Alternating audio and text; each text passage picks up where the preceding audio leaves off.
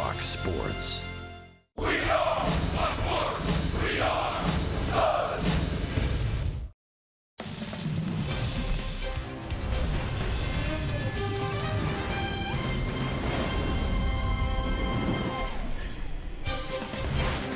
Sunday baseball from rainy St. Petersburg, Florida. But we are inside Tropicana Field, and as is the tradition here at the Trop, this one's for the kids. It's a Sunday fun day, and it's the rubber match between the Rays and their American League East rivals, the Baltimore Orioles.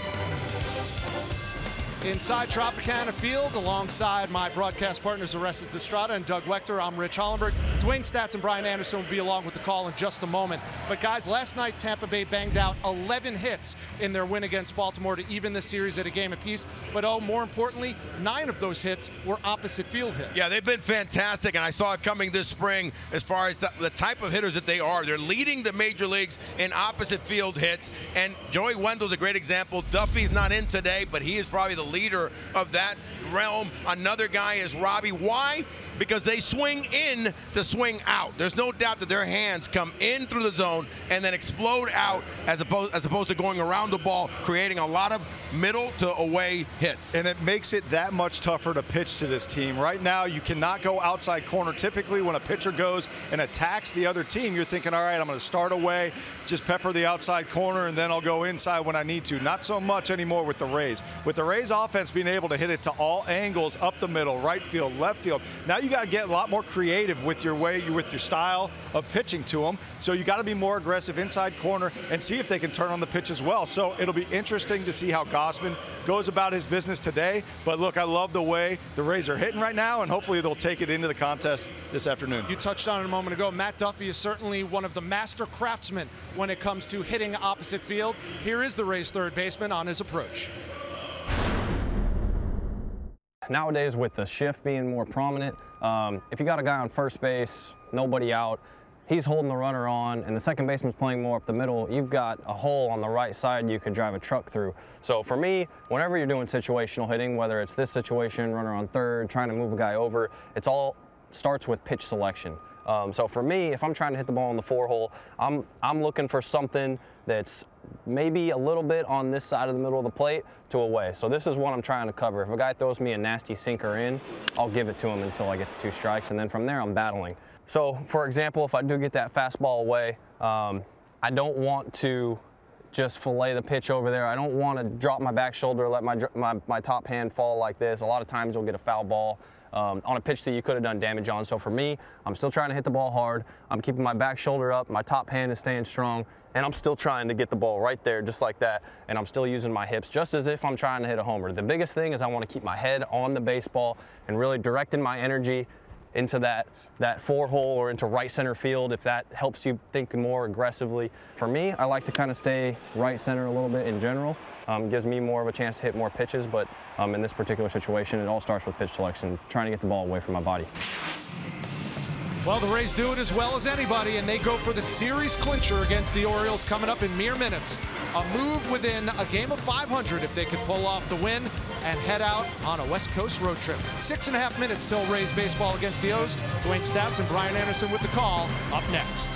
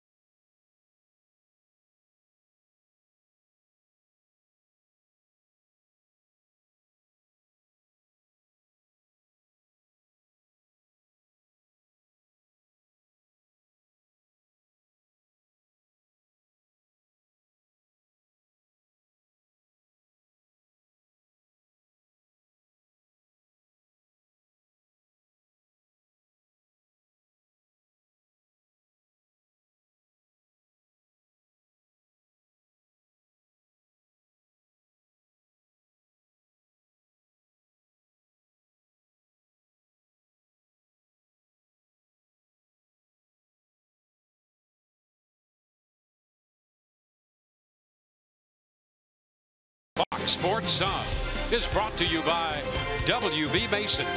Who but WB Mason, the official office supply company of the Tampa Bay Rays. By Publix, where shopping is a pleasure. And by Geico. 15 minutes could save you 15% or more on car insurance. Wrap-up game of the homestand, final game of this series between the Rays and the Orioles. Sergio Romo will open this one for the Rays. Kevin Gossman for Baltimore.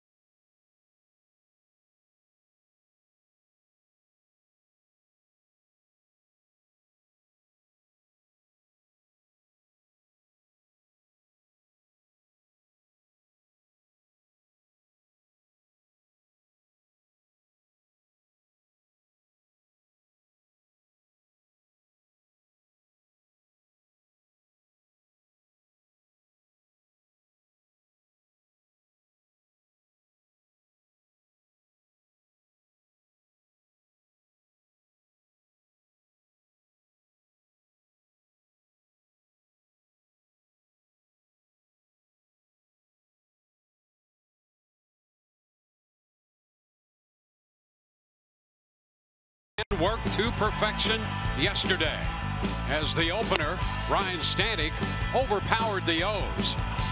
Then lefty Anthony Banda delivered the length-tossing 6 1/3, striking out 7 in a 5-1 Rays victory. Today, Sergio Romo opens the game once again as Tampa Bay looks for the series win over Baltimore. We welcome you to Tropicana Field. The Rays trying to wrap up the homestand on a winning note. We'll take a look at the starting lineup for Baltimore, presented by your Southern Ford dealers. Trey Mancini, Pedro Alvarez, the DH, and then Manny Machado, Jonathan Scope, Chris Davis, and Danny Valencia. Chance Sisco will catch. Craig Gentry is in center field. Jace Peterson will bat ninth. Well, Sergio Romo making his fourth start here in the last week and a half or so. And you can see the different lines that he's been able to put out there. And here is Mancini, first pitch of this game. A little bit off the plate. 1 ball, no strikes. So we are underway at 10 minutes past the hour, right on time. He had gone back-to-back ball games against the Angels. The first and final game of this series against the O's. And a big cut to miss, a little uppercut to that one, and the count is 1-1.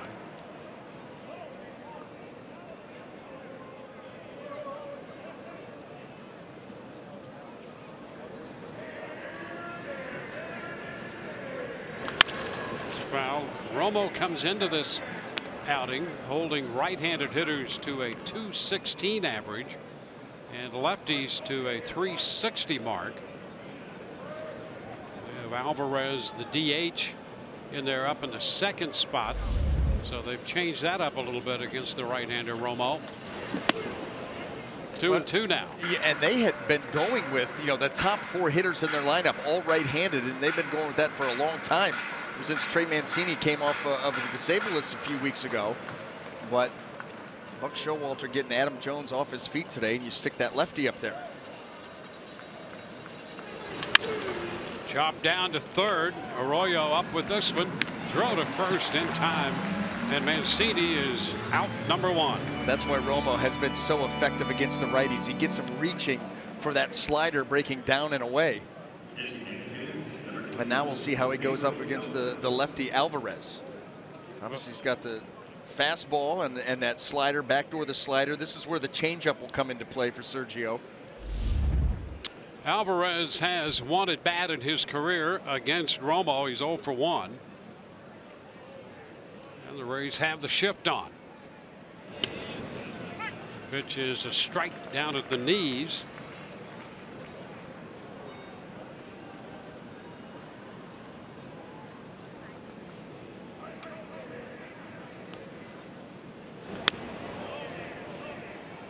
One ball, one strike.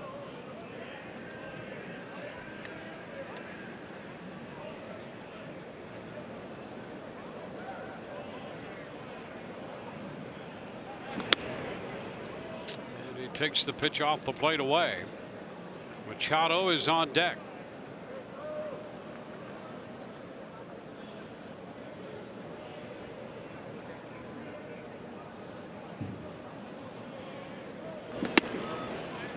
And now it's 3-1 to the left-handed hitter.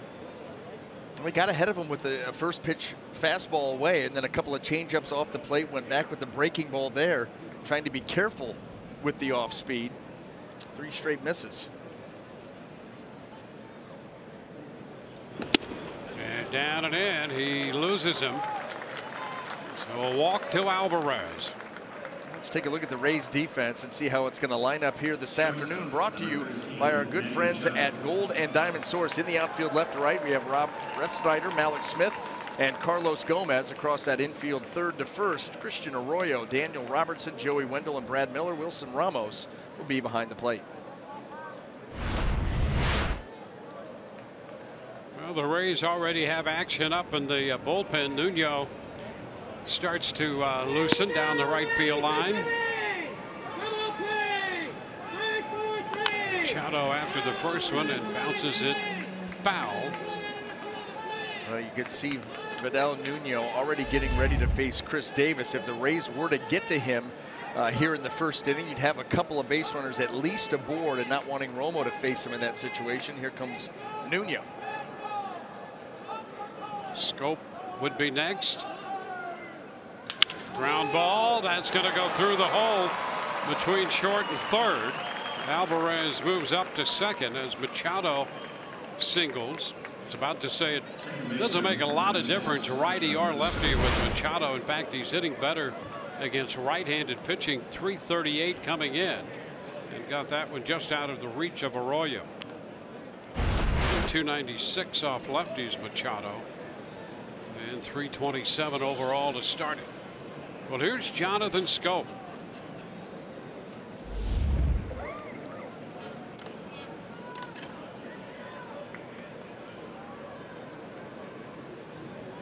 Big swing for Scope, lefty righty, over 300 against lefties and a little over 200 against right-handers. 2 on, 1 out.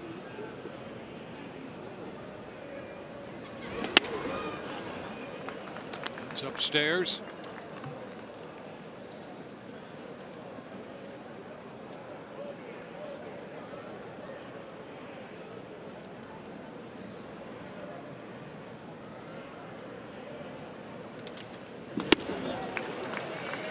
One.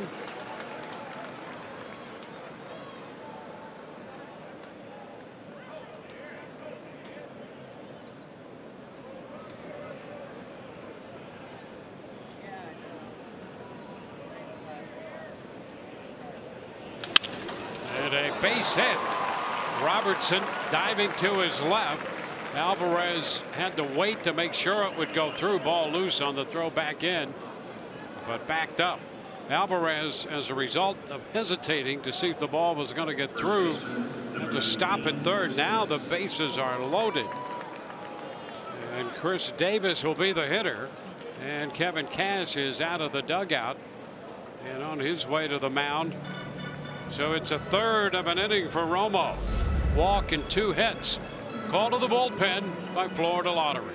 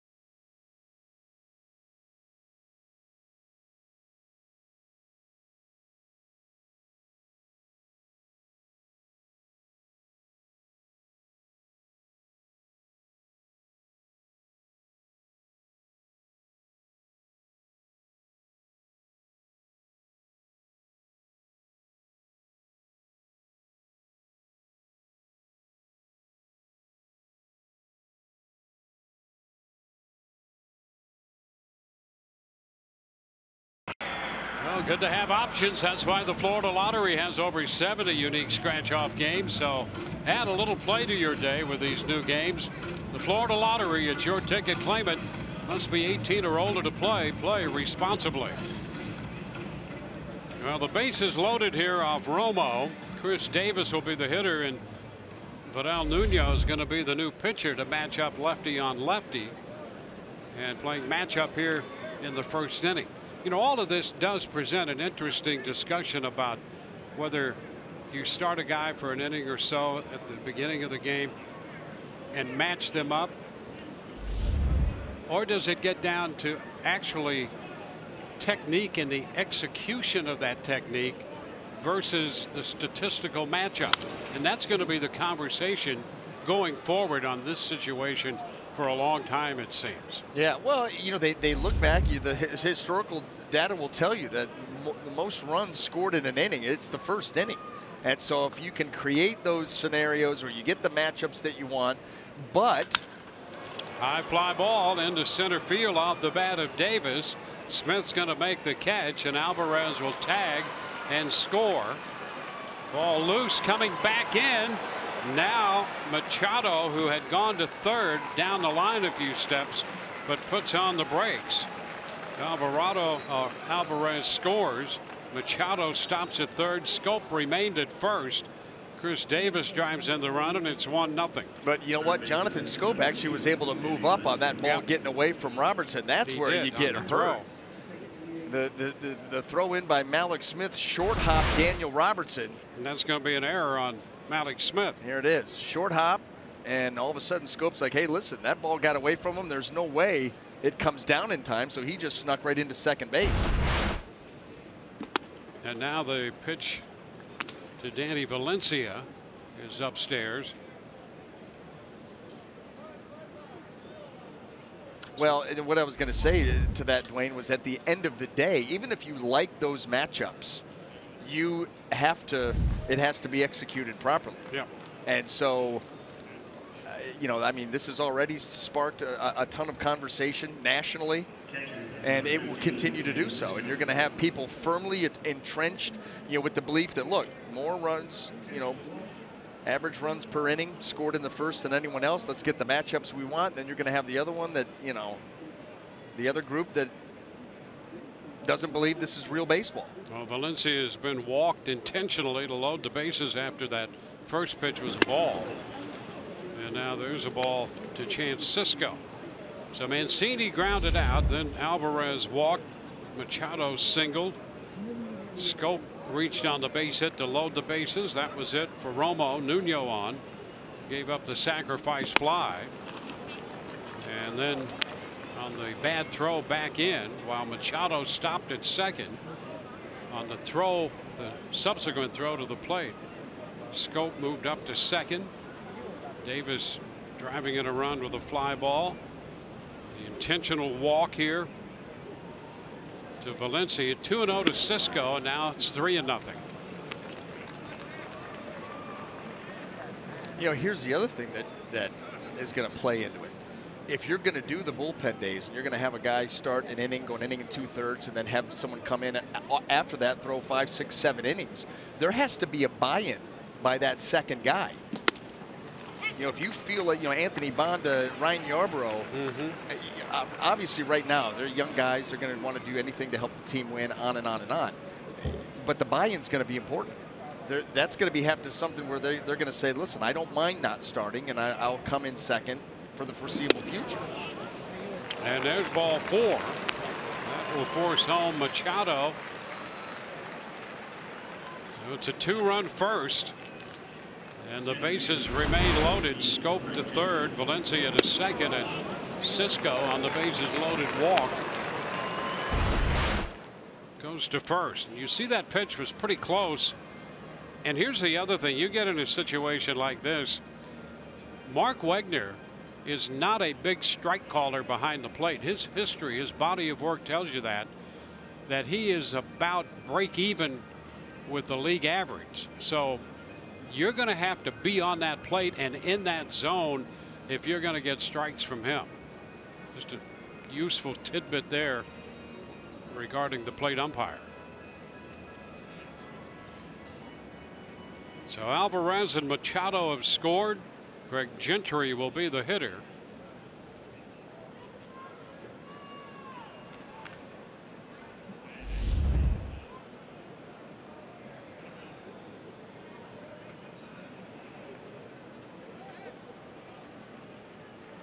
There's the bunt. Nuno will turn and go to first. Safe there.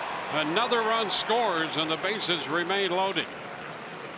A 3-run first for Baltimore. That's a bunt single for Gentry, as it turns out. And he drives in the run with it. Well, probably the last thing that you're expecting is this right here. And he lays it down and puts it in a perfect spot. And Vidal Nuno really didn't have a play. Had nothing at home. And by the time that he opened those hips and got the throw to first, it was not going to be in time. Perfect bunt by Gentry, and Baltimore taking advantage here in the first. Jace Peterson takes the pitch wide, 1-0. Well, and you know what? It started after the ground ball to third base, the walk to Alvarez, and that's 2-hole, left-handed hitter. Everything thrown off after that. 1-1 to count on Peterson.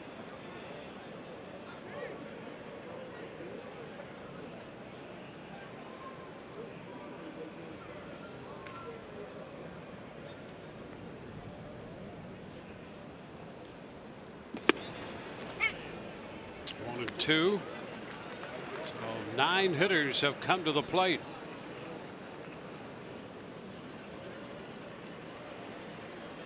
Two gone.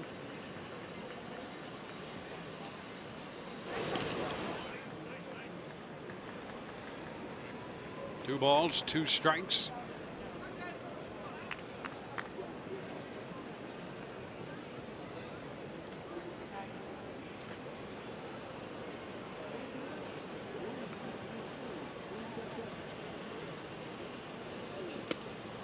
Close right there, and it's ball 3.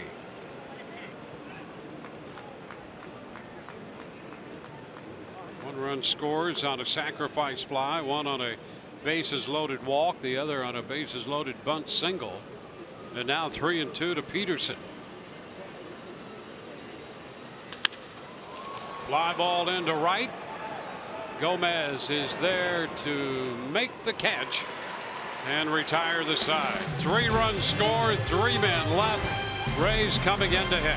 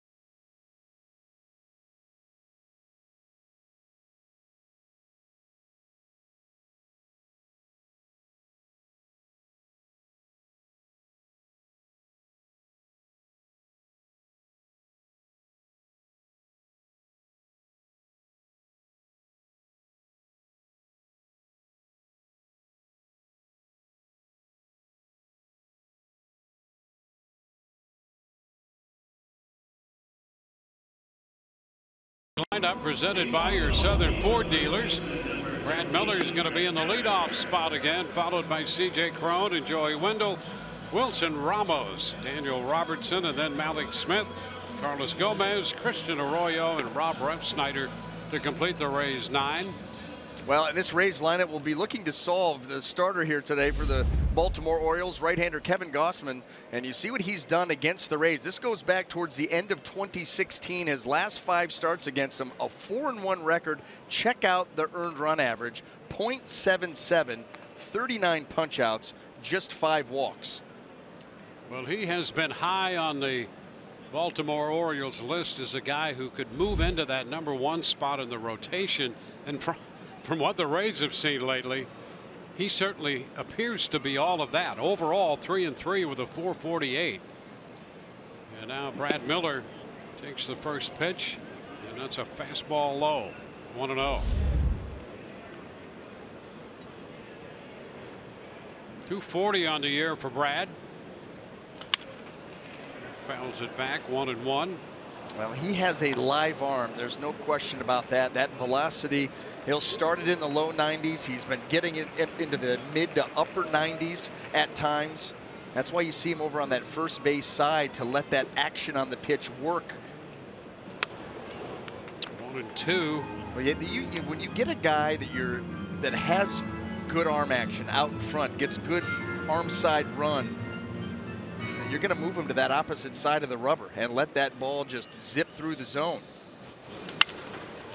The left side, that's out of play. You got to figure you're going to throw out a lot of lefties against Gausman, and so you get that sinker working down and away, 93, 95, with that kind of movement away from the hitter. Makes it easier for him to get away to the right-handed hitters and in on the lefties. Breaking ball stays wide, 2-2. And he's the kind of guy who can go along at 93, 94, 95. And if you're not careful, you're going to be looking at 98, 99 maybe. Which I never understand. If I had 98 or 99, you'd see it all the time. Oh, good hit. High and deep to right. And that baby's out of here. What a shot by Brad Miller to get the Rays on the board. His 5th home run. And it's 3-1. Second career leadoff home run for Brad Miller. Interestingly enough, the other one was off Chris Archer when Miller was with Seattle. Location, Dwayne. This is the old real estate pitch. Location, location, location. Middle of the plate, thigh high, asking for trouble. Boy, it sounded great, didn't it? Track this one. Oh, way up into the A, B, C, D ring. D ring on the way to the back wall. Been interesting to see where that might have wound up. Without a doubt. 1-0 here to C.J. Crone. Well, we'll have StatCast coming up. Yep. Launch angle, exit velocity. That should tell you how far it would have gone. They're talking about that right now. He said, oh, that had back wall written all over it. I'm going to poke a hole in this place. Foul ball, and that got the plate umpire, Mark Wegner. Well, let's get the lowdown on this blast by Miller. 436 feet. Caught up there in the D ring.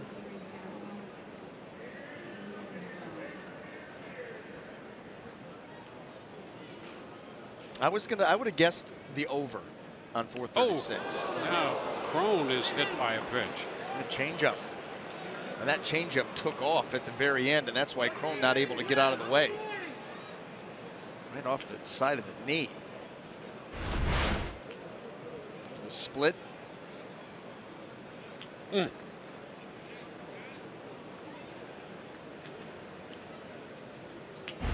Here's Time strolling up the first base line. Boy, there's no cushion there on the side of the knee. No, no, no. You get hit in the joints and no place for that swelling to go. So you got to keep moving. Well, apparently it's going to be okay.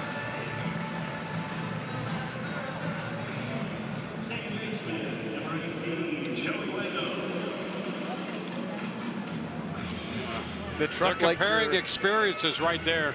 Chris Davis goes, I know, I got hit in the knee, the right knee one time. Not good. It's not. And Joey Wendell. I tell you what would be interesting is C.J. Cron not playing in the field today. So as the DH, he's going to have to keep that leg moving. You know, you sit around for a couple of innings before your next at-bat, that's got a chance to stiffen up. So be riding some stationary bike, trying to keep that thing loose. Now 1-1 to Wendell.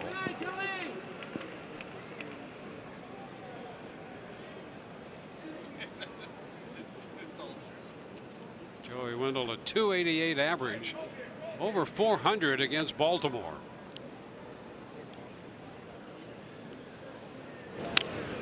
Cut and a foul ball. 1-2.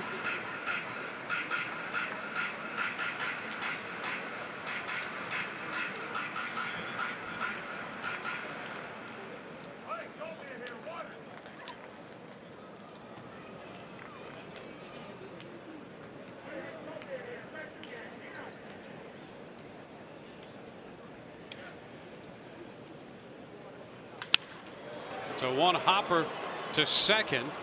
They're gonna get the double play. Boy, that was a close play at first. Scope made the pickup on one hop. Yes, and Jonathan Scope made that play with how quickly he got the ball to Machado. You know, this looked like it was a slow developing play. Cron really not in the picture, but boy, he flips this flick of the wrist and he got that ball to him in a hurry, and that allowed him to make the relay to Davis. Rays taking a little time to have the video crew review the play at first.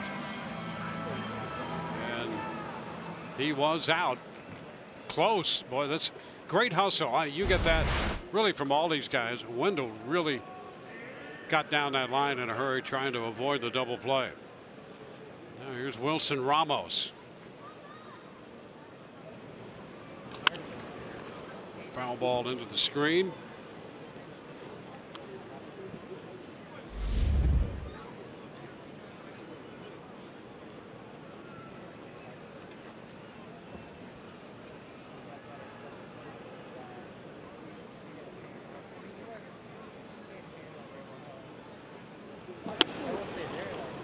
One and one.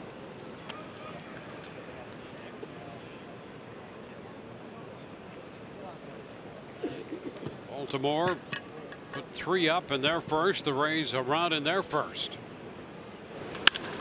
A shot into center field. Gentry with a lot of room to make the catch. So the Rays settled for the run. The long home run by Brad Miller off the D ring. We're going to head into the second inning with the score 3-1 Baltimore. There it is again. His second career home run off Gossman.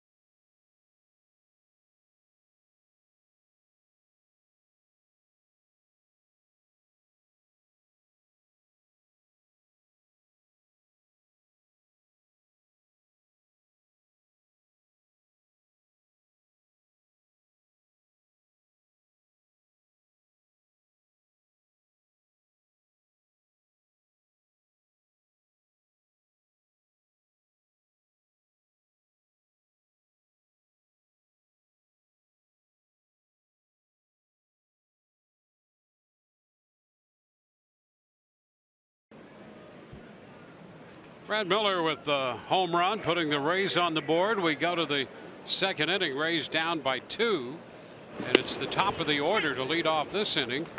Trey Mancini looks at a strike from the left-hander Vidal Nuno. Ground ball by the mound. That's going to go through. In between Robertson and Wendell. Wendell a diving effort. The leadoff man is aboard in the second inning. How about Trey Mancini finding that hole where you see where Wendell is, shading him way up the middle, and he just perfectly splits the Rays defenders. Squirts that ball into center field.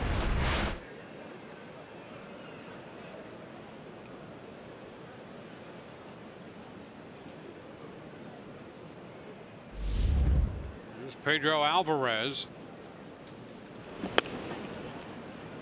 First pitch is away. 3 runs in that first inning on a couple of hits. 3 walks issued by Rays pitching in the first. They'd only given up 1 walk total in the first 2 games of this series. Anthony Banda walked 1 in 6 1/3 following Stanek to the mound yesterday. No walks allowed by Rays pitching on Friday night. It's 2-1. Well, and in case you were wondering, you know, Vidal Nuno is probably going to be out there for a little while to try to eat some innings, get deeper into this game. He was, had 8 games, 7 starts at Durham, thrown over 40 innings, so he's stretched out. Into center field, Alex Smith a bit to his right, making the catch. 1 away.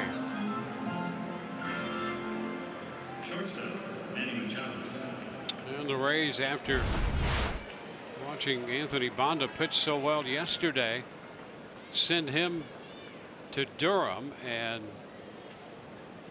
they call in Jamie Schultz, a right-hander, and he's had some physical issues. Machado. Yeah, that's tough for Anthony Banda. You go out there and do what he did yesterday, following up what Yarbrough had done the day before. Those 2 young lefties really took it to this lineup, and to be as effective as he was and then have to get sent down. Robertson with the pickup on the move. Up to second goes Mancini. Machado's out. Robertson to Miller, and a nice play right there. Here are the lines that we're talking about, these 2 young lefties. Yarbrough gets 7, gives up the run, doesn't walk anybody with the 8 punch-outs, and look how efficient Banda was. 6 1/3 innings. He made 1 mistake, hit for a home run, 7 strikeouts, 81 pitches. He was tremendous, both of these. Similar styles, too. Get it, work quickly, a lot of strikes, both sides of the plate, changing speeds, pitching. A changeup that had scope way out in front from Nuno. Well, the Orioles were mighty impressed by these 2 young left-handers, that's for sure. Short fly ball into left, and Refsnyder there to make the catch. Leadoff man left aboard. 3-1 Baltimore.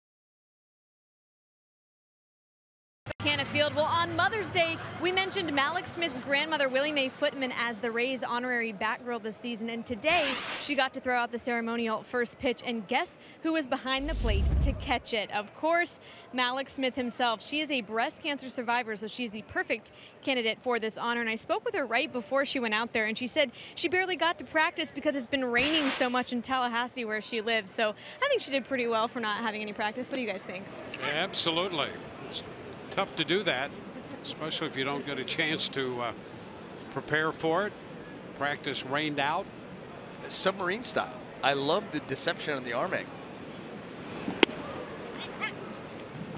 Daniel Robertson leading off and quickly behind in the count. 0-2. May find herself in this game a little later. Should be coming out of the bullpen. Never know. Different look. Either that or Buck may try to sign her. Yeah, that he will if the Rays don't. Back to the mound, and the throw to first floated over there to get Robertson. One away. Yeah, that had a little look of Darren O'Day, who's on the disabled list already. It's been the one calling card with Buck Showalter in Baltimore. They've always, for the most part, had very good bullpens with a lot of different styles coming out of there, and they still do. You know, you think about Givens and Castro and Darren O'Day when he's healthy. Yeah, it makes sense. Mallex Smith. Want to know the count?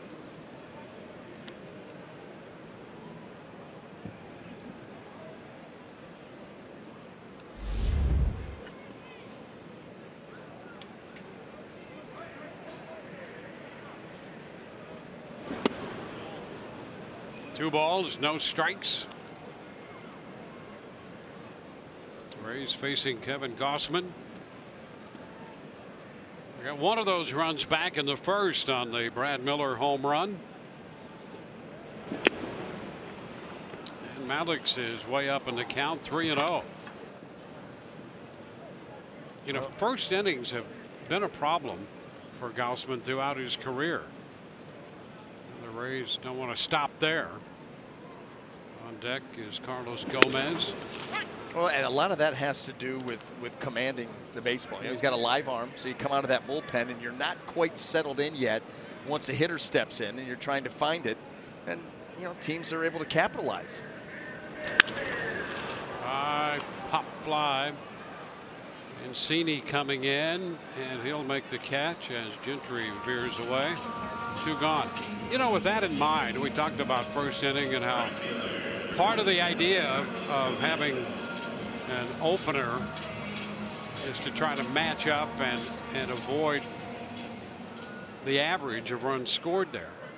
But here's a guy, Gossman, like a lot of starters, for the reasons you mentioned, takes them a little while to get out there and get adjusted and get in complete command of their stuff. You would think that might be the case with any pitcher, whether they're a bullpen guy, a starting pitcher, lefty, righty.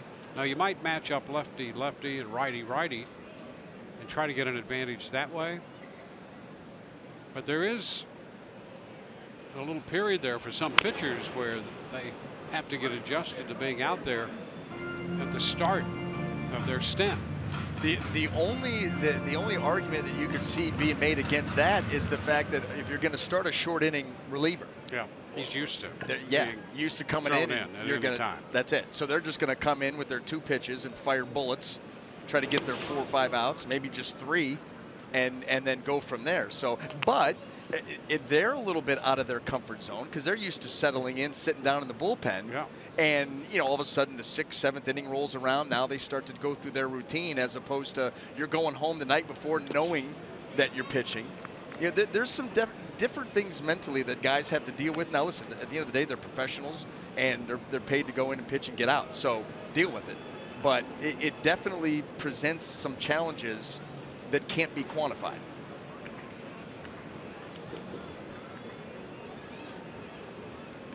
Two and a big cut and a foul ball by Gomez. By the way, his hair is a different color today. It is. Yeah, it It is no longer green or whatever cast that was. Did you? No. Lot 10? Lot 10. Lot 10. Yeah. Now, there's a lot of good work that gets done in Lot 10. So he went back. Yeah. Well, here's the thing, too. When he was talking about how much it burned to get it to the color, I can't believe you'd try to reverse it that quick. I told him I was disappointed it wasn't white. I thought you were going to go from green to white. Did he? No. It's a little closer to natural. Now, this is what he had yesterday. And at some point, we'll get a chance to see him today without the helmet and so forth. I love the tees. Well, you could see the change in the goatee, too, because he had touched that up a little bit. Ground ball. This one over the mound, but right there is Scope at second to make the play, and the Rays are up and down. 1, 2, 3. We've gone through 2, 3-1 Baltimore, and there it is, folks. The unveiling.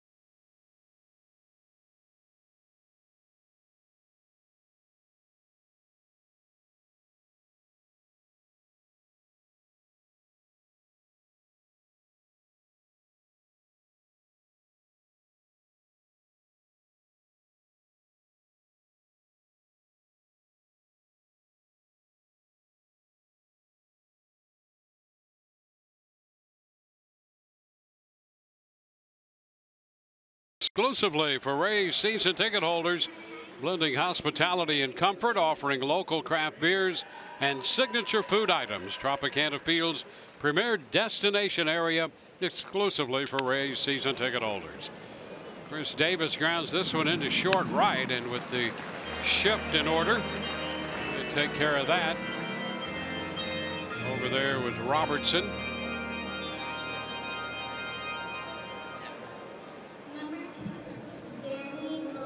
So Davis is retired.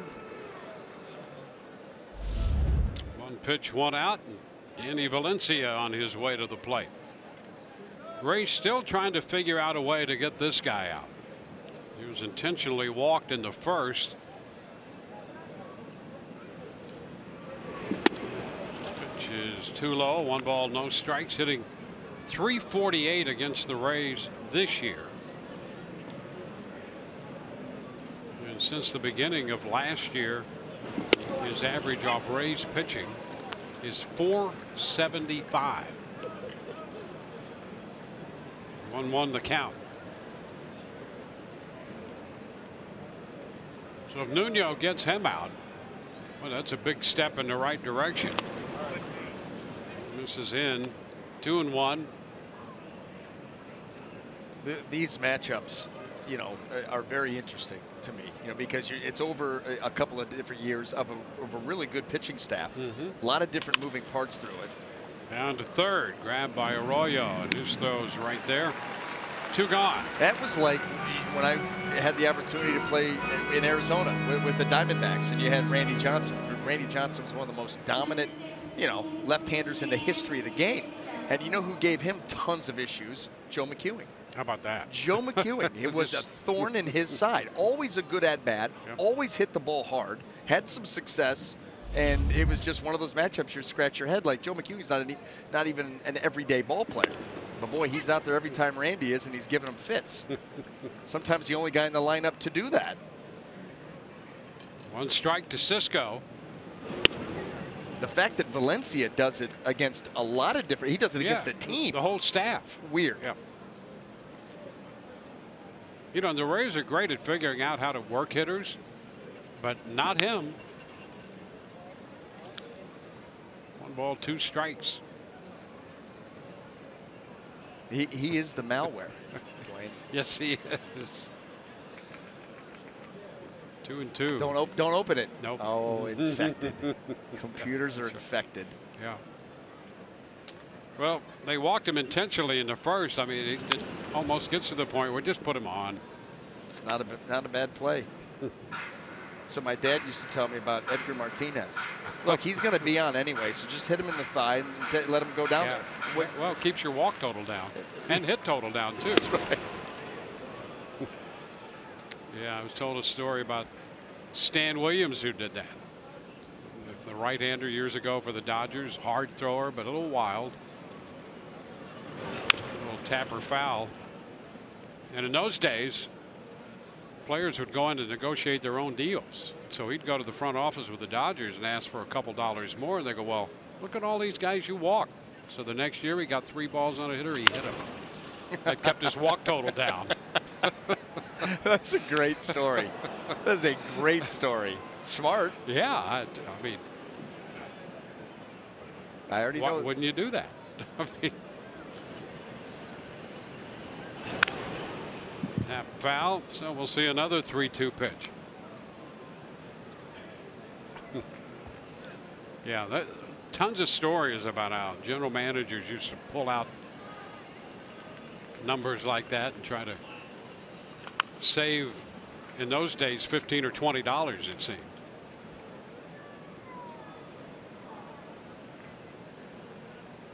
Come a long way. That story still makes me laugh every time I hear it. It's so smart. I'll show you. And there's ball 4. He should have hit him. So Nuno gives up a 2-out walk. That's an 11 pitch at bat. And it brings up Craig Gentry. Well, those are the tough ones. I'll tell you, those are the tough at-bats to lose the guy. You almost throw an inning's worth of pitches, and he ends up on first anyway. Yeah, just get it over with. A little liner into center field by Gentry. He's aboard. And with 2 outs, the Orioles put a couple men on base. Number 29, Jace Peterson will be the hitter. Well, this ball just stays up. It's away, but up above the belt. Gentry just reaches out and slaps that ball into center field.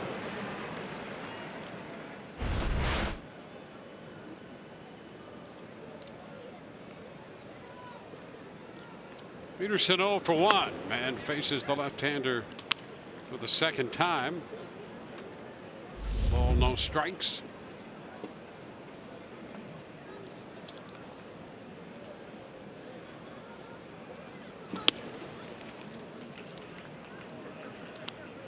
Two and 0. It's Austin Pruitt up in the bullpen now.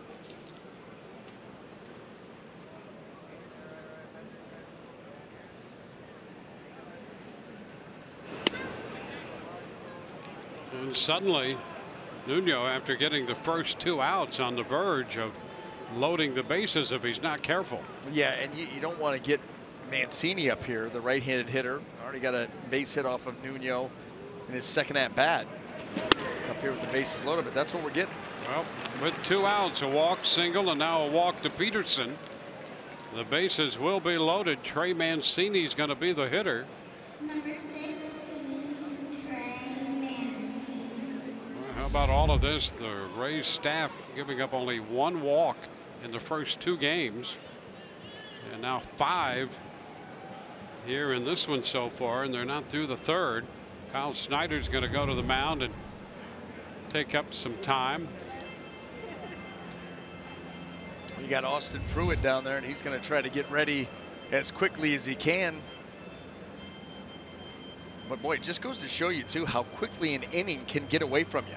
You know, 2 quick outs, nobody on, and all of a sudden, bases loaded. Here comes the pitching coach, and now Mark Wegner.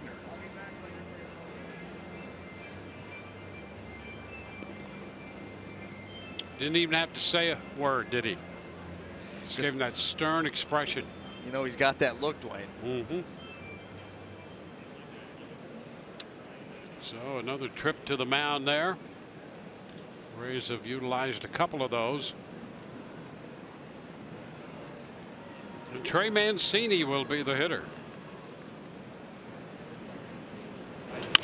He's after the first pitch, bouncing it foul.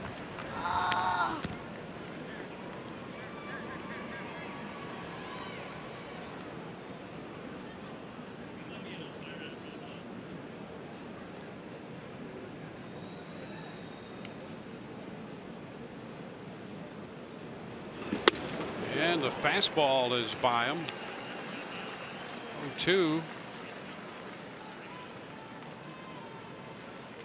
A little action in on that pitch. Might have been a slider. Looked like a cutter. Yep. That ball stayed up. It stayed the same plane. This one lifted into right. Gomez toward the line, makes the catch. So the Rays get out of that, and the Orioles for the second time leave the bases loaded.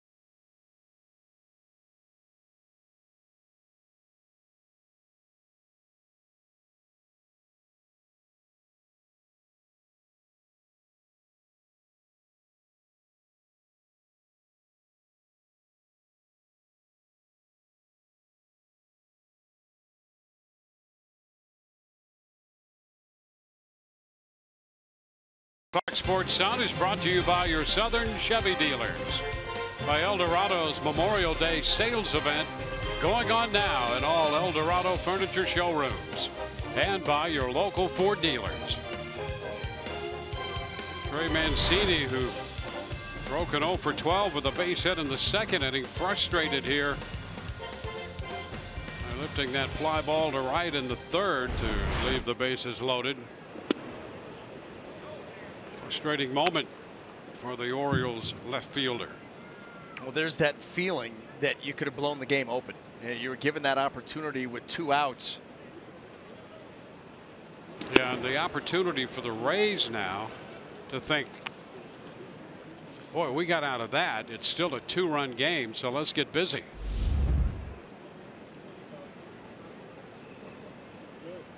Christian Arroyo now ahead in the count, 3-0 to start the bottom of the third. Ref Snyder next, and then Miller.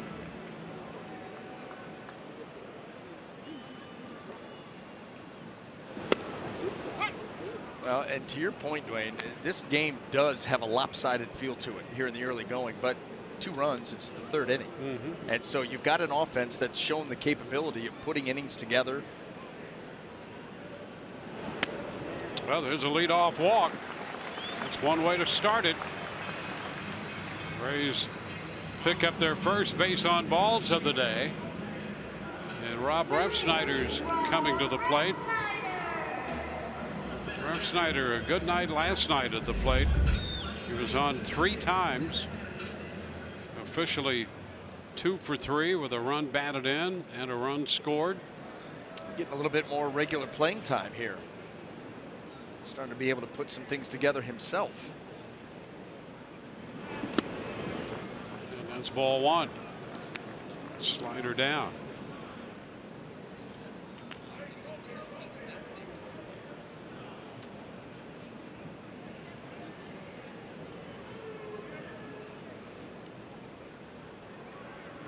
Over to first and back in is Arroyo.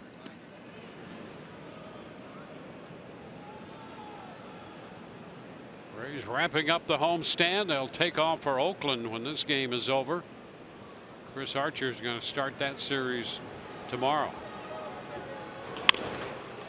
Bouncer foul. Now 1-1.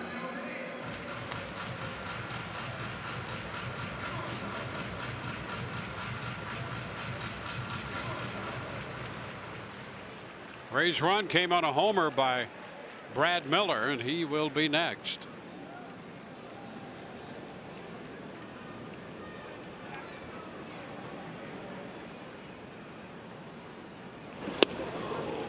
One and two.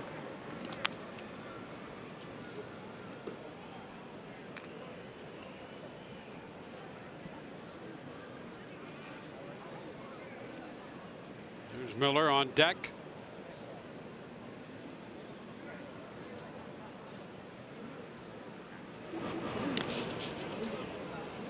2-2. Stop made by Cisco.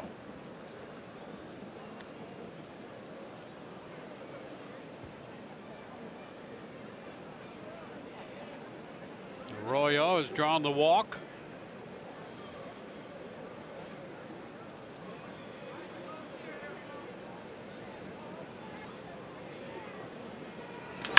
And one hit up the middle into center, base hit.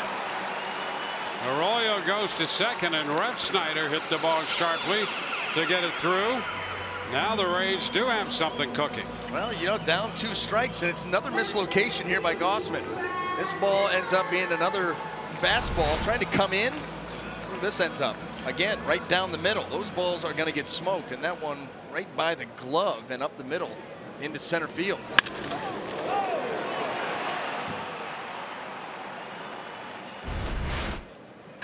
Now Brad Miller.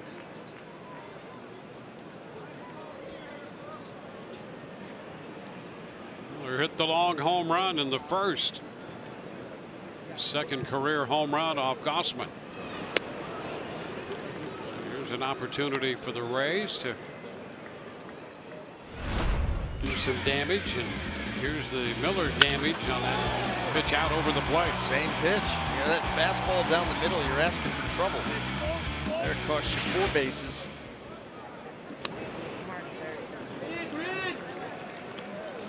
Two and 0.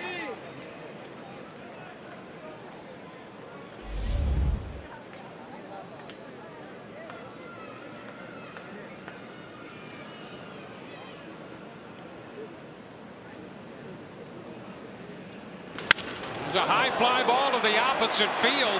That ball's hit deep, will be off the wall and bounce away from Mancini. Arroyo's going to score. Here comes Refsnyder. No throw to the plate. This game is tied. A 2-base hit for Miller.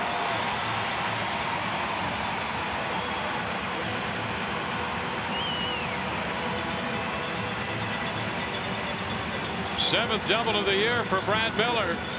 And boy, after getting out of the top of the third, you could feel the opportunity, and the Rays have created one and cashed it in. Well, and you can thank Gausman and the location of these pitches. Another pitch right out over the heart of the plate. Well, you're going to pitch there. Get used to this. This ball the other way almost gets it out of here off the wall. Once that ball got by Mancini, it was a really good read by Refsnyder at first base, and that's what allowed him to be so close there to Arroyo and score that third run. Well, the 8 and 9 hitters reach in front of the leadoff man. And that ball bounded off the wall away from Mancini. Had to come back and chase it. And there was no play on the tying run, Refsnyder.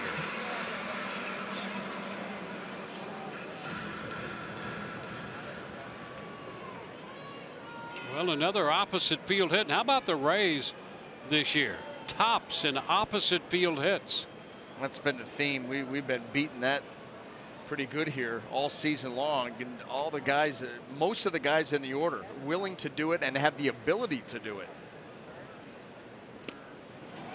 C.J. Cron, who was hit by a pitch on the left knee his first time, takes the ball.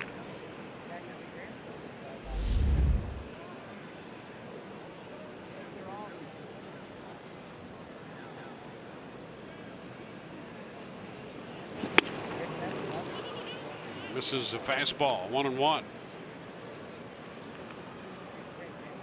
Rays and the Orioles meeting for the 9th time this year. Season series is tied 4-4, and this game is tied 3-3.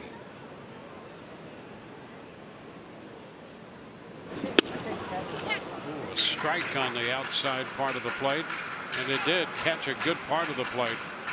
But it's another case of mislocation. You know, Cisco is set up in. They don't want that ball over there. Just had a hard time commanding his pitches here, and it's allowed the Rays to get back in this game.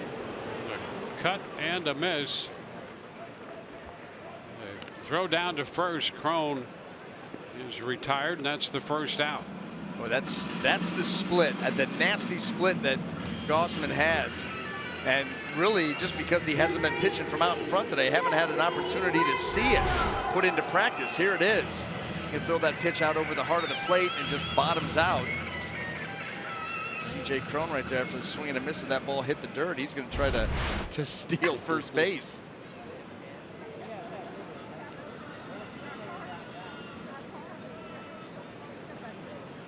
Here's Joey Wendell.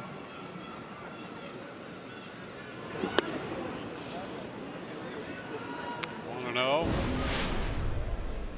the Toyota inside look, the chase rate for pitchers with 2 strikes, and Gausman tops that list. Yeah, and he's got his partner there, Dylan Bundy. Gausman, it's going to be the split. Bundy, it's the slider. The majority of the time. Yeah.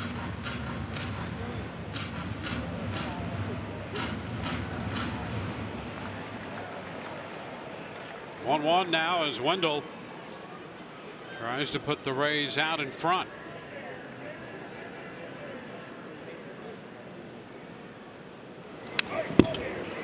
Fouls it back. Fastball in the mid-90s. It's 1-2.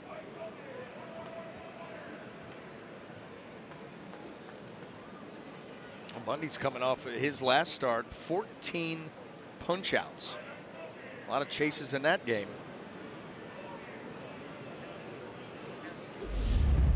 How about that line? 2 hits, 1 walk. How did he give up 3 runs? Struck out 14. Oh, he had 3 base runners. They all scored. 2 hits and a walk. 2-2 the count on Wendell.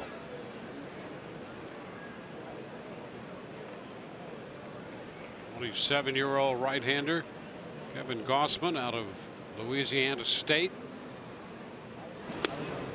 And the count's going to go full to Wendell.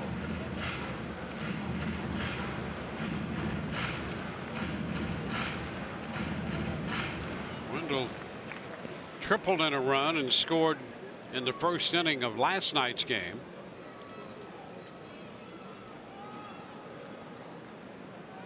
Three-2. And he fouls it to stay alive.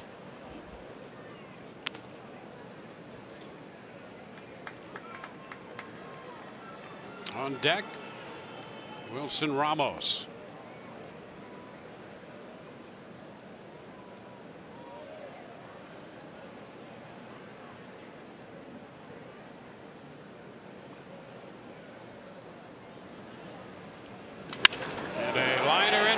That's going to drop for a base hit.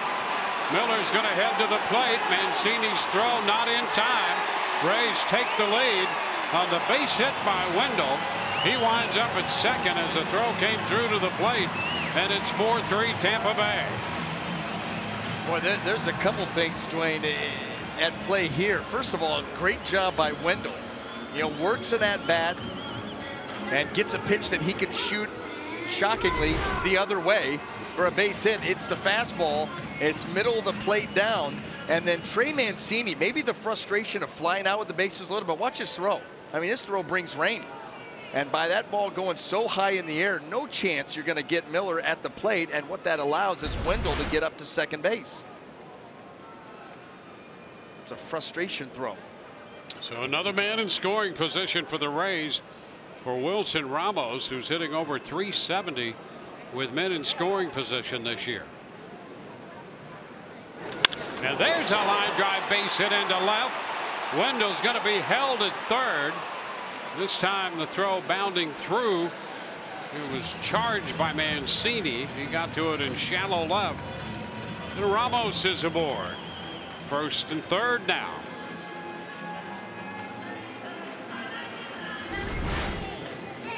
They're trying to come with the slider. It hangs middle of the plate. That has been the problem tonight. No command whatsoever from Gausman. And too many pitches out over the heart of the plate. Credit the Rays hitters for not missing those pitches. They've been right on them, and they've made them hurt.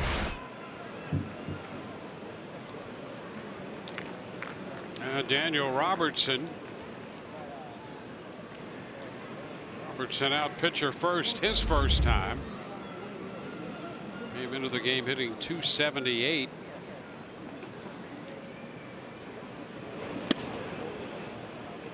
Takes ball one. Well, the leadoff walk started this. Rays have a walk, a double, 3 singles in the inning. Threw it up again in the bullpen. And now Robertson takes the bat back. Started to draw Valencia in from third when he squared. 2-0.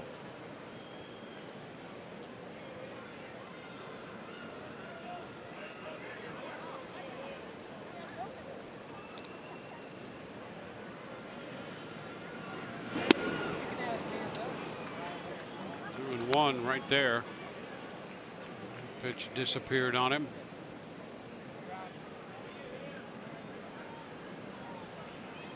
Now the Rays an opportunity to add on to a 4-3 lead.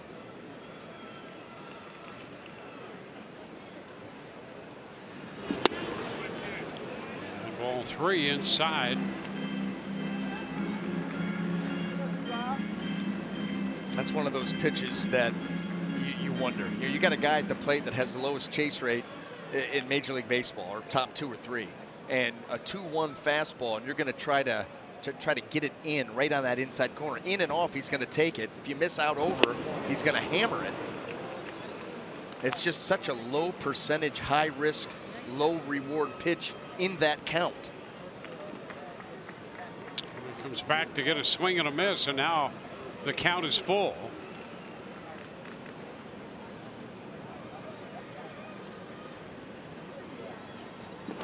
And it's low. He walked him.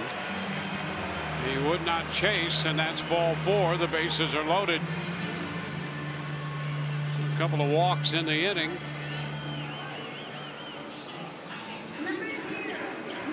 And Malik Smith will be up there. Well, the Rays, in the first 2 games of this series, the Rays were 3 for 21 with men in scoring position. Managed to win yesterday's game 5-1. So far today, the Rays are 3 out of 4 with men in scoring position. And what an opportunity here. Speed at the plate in Smith, and the bases are loaded. Infield up, not quite all the way up, but pretty close. The pitch is a strike to Smith.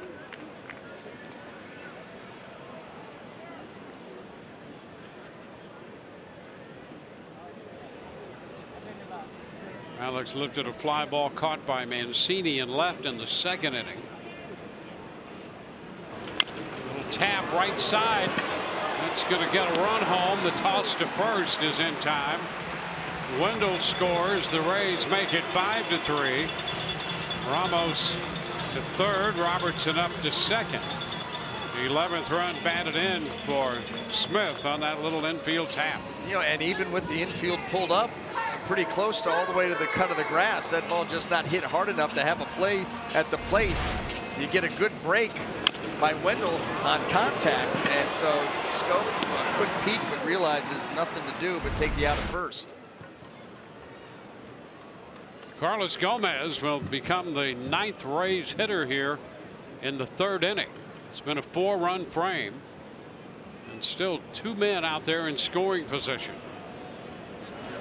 And a big cut and a miss by Gomez. Boy, and he got a floater there too. No action on that split whatsoever.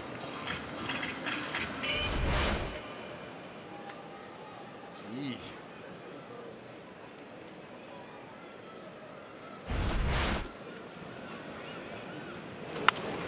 Foul back. 0-2. That fastball right down central at 94. It's one of the few that have not been hit hard by the Rays lineup. They have taken advantage of those pitches that have been out over the heart of the plate. As well you should. Now this one bounds away. No chance for Ramos to come down the line. 1-2. Ramos third, Robertson at second. Gentry in center, shaded a bit toward right.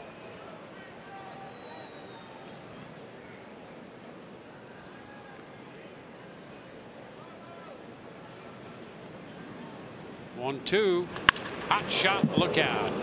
Ball hit hard down in front of Matt Quatraro, the third base coach. Those great reflexes to get out of the way of those. You'd better. Well, that's why they wear the helmets now too. The ball jumps off these bats, and these guys, you know, pretty close to the action, especially when you're talking about guys turning on pitches. It's away, and the count is 2-2. And you know the guys that worry him when they get in the box. You got your head on a swivel, not real comfortable where he's at. A lot of pitches here in the 3rd for Gossman. And that one hits Gomez. And that will reload the bases. A hit batter. It's the second batter he's hit today. Well, that split has been so inconsistent. It's a big pitch for him. We saw one float into the zone that Gomez had a good swing at. We've seen him hit a couple of guys with it. That ball just takes off in. Got Crone on the kneecap. Gets Gomez on the forearm. Well, the bases are loaded again. Christian Arroyo, who's started this with a walk, will bat again. 10th man to come to the plate in the Rays half of inning 3.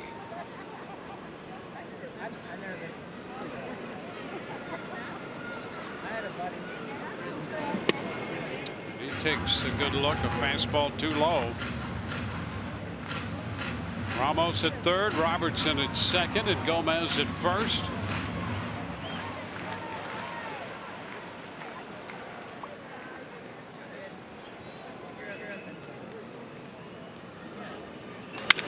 Base hit into right.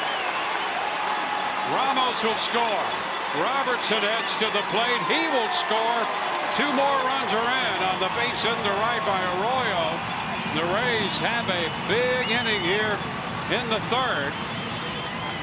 They've taken a 7-3 lead. And Buck Showalter has seen enough, and I'll tell you what, this Rays offense has been impressive. Putting together another inning, a fastball that's away. Arroyo does not try to pull it. Lets that ball travel deep into the zone and then hammers it into right field. Another hit the other way. 2 more runs in. 41 pitches in this inning alone for Gossman. Pitching change coming, brought to you by the Florida Lottery.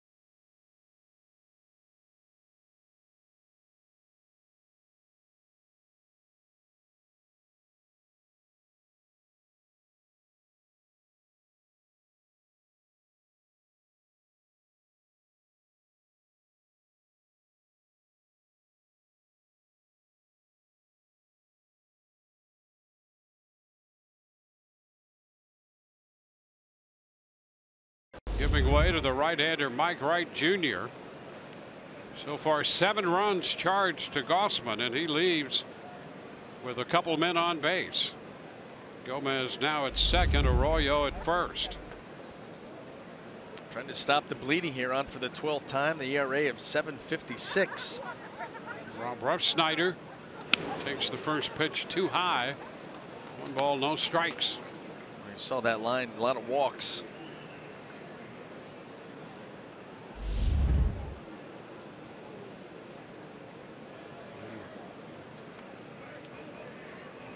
Wright Jr., one of 4 Baltimore pitchers with an earned run average over 7. And that pitch is high, 1-1. Well, they came into this series. The starters ERA was just about 5.5. Overall, not getting the job done pitching, and they haven't been very good on the offensive end too. And that's what's led to this dismal start for Baltimore.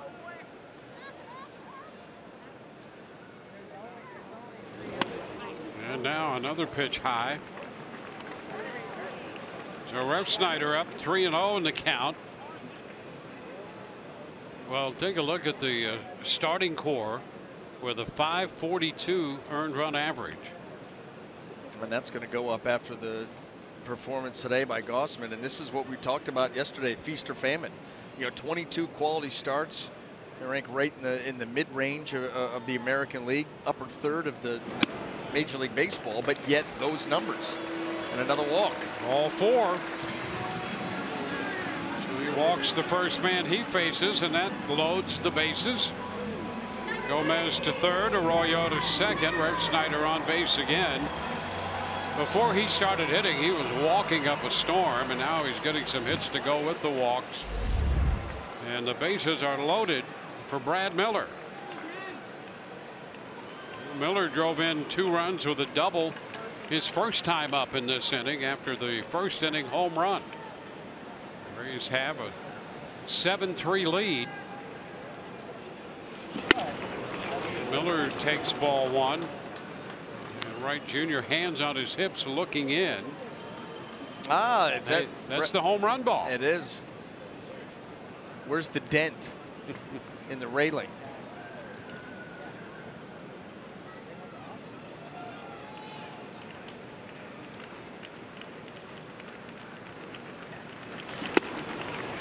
Another pitch too close. 2-0. You know, if you've walked a guy on 4 pitches and you miss on the first pitch and look in with your hands on your hips, you might not get the next pitch if it's close. I don't understand what's happening right now, and I can't imagine anybody in that Baltimore dugout. You think of Buck Showalter and how frustrated he must be. Just And now a strike.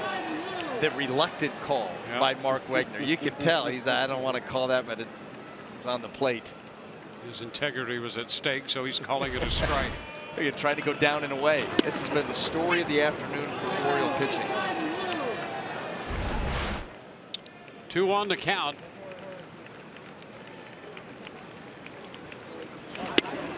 And a miss. It's 3-1. Same thing.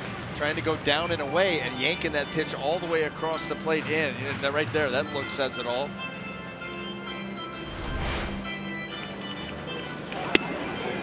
You can see Cisco reaching all the way across to receive that pitch. 3-1 with the bases loaded. The Rays with a 6-run inning.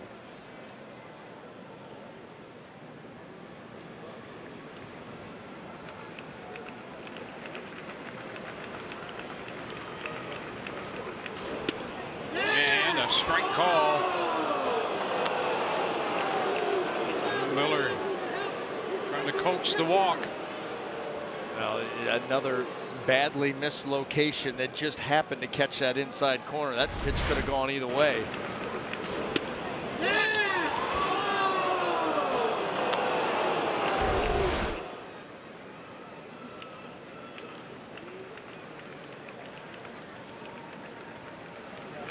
And a cut and a miss. A foul-tipped strikeout back into the mid of Cisco. So that ends the inning. The Rays have a big third. They score 6. Miller a big part of this one with a double driving in a couple. And at the end of 3, it's 7-3 Rays.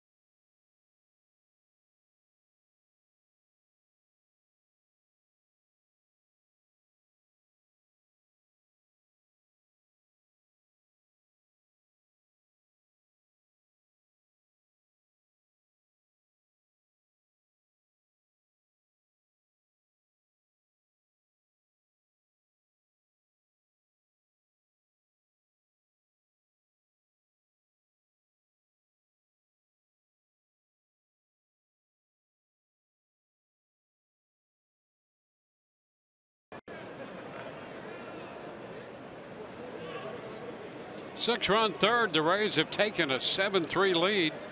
On to the 4th inning we go.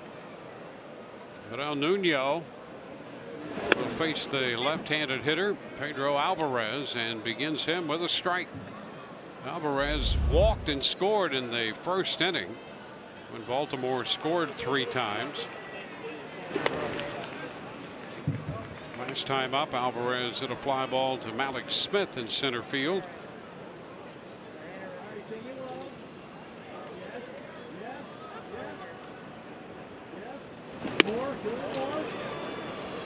By him. 1-2.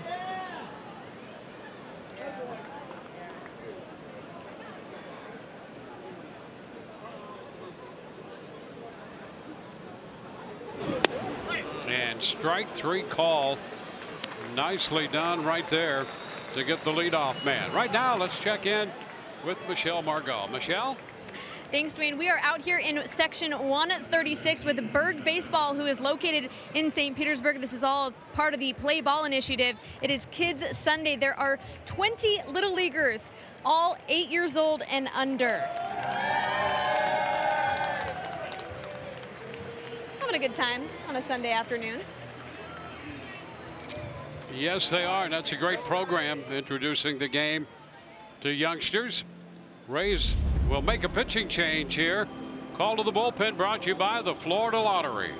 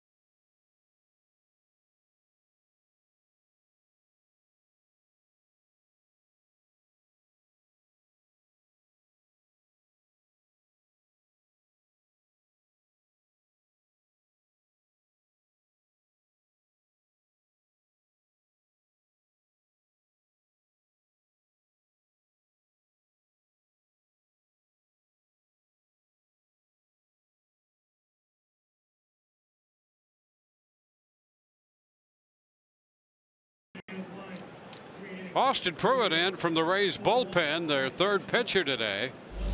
So a third of an inning from Romo and 3 innings from Nuno. And here is Pruitt making his 9th appearance. He's on to face the right-handed bat of Manny Machado. First pitch fastball, and that's a strike.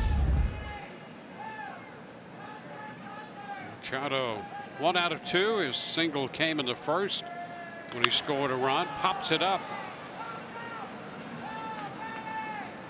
The ball caught by Wendell, second baseman.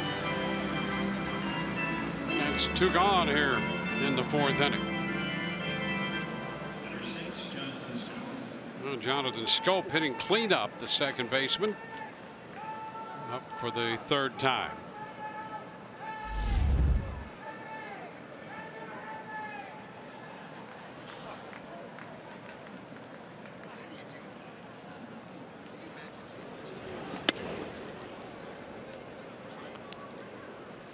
Want to know the count? Scope takes it wide.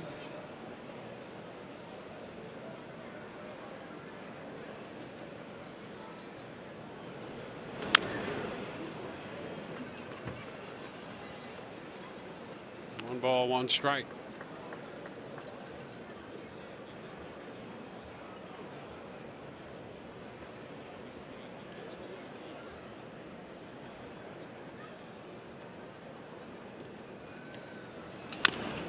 Tapper foul. 1 and 2.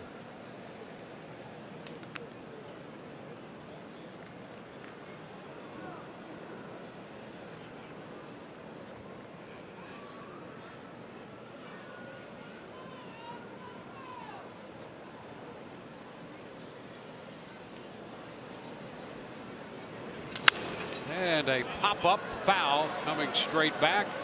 That ball, oh, he almost made the grab, and I hope his hand is okay. No, he hit him right on top of the head. Oh, look at that one. The guy right in front of him.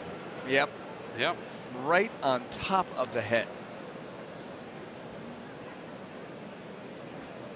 He's fine, though. He's good. Okay. Yeah. Checking with him. Raymond's over there, and now Raymond's giving him a headache, but otherwise he's fine. Swing and a miss. Scope is out on strikes. We go to the bottom of the 4th. The Rays lead 7-3.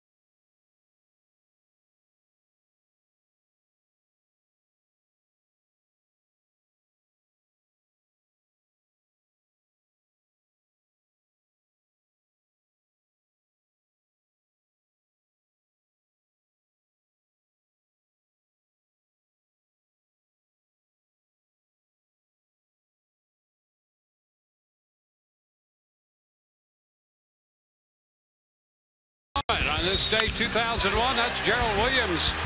This goes as a single, by the way, as Orlando Palmeiro came in and overran it. Bottom of the 10th, and that gave the Rays a 4-3 walk-off victory over the Angels. Davey Martinez, whom we will see in a few series, the manager in Washington. Davey Martinez scored on that hit. Speaking of hit, here's a pitch brushing C.J. Cron. And so for the second time today, he reaches hit by a pitch. Well, Mike Wright, they're trying to come in, and that ball rides up and in, and I guess it got the I think it got the ray on the outside of that left shoulder. Yeah, got the sleeve. That embroidered ray just deep enough to catch part of that pitch. Now here's Joey Wendell. Fouls it back, strike one. Well, we're coming off an inning that saw 51 pitches, 5 hits, 3 walks, a hit batter, 6 runs, and the next inning begins with that hit by pitch. Well, Mike Wright really was when he came into the ball game struggling with command. Even some of the strikes that he got very rarely hit the spot he was intending for them to hit. And so that's been the issue. It was the issue with Gossman. That's now the issue here with Wright.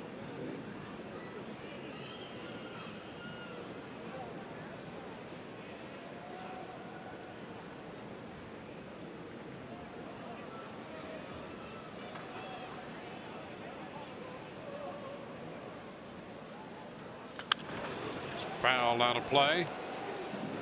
1-2.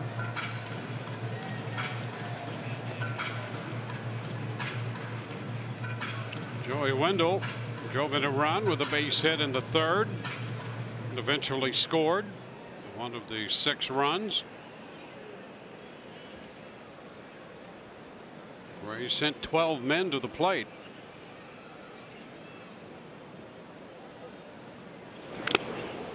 Foul ball on a pitch moving in on him.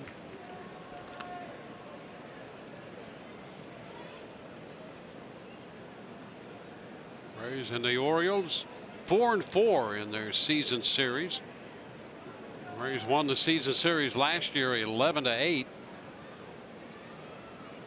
So this is the 9th game of the 19 these two teams will play against each other. Wendell takes a pitch low, 2-2.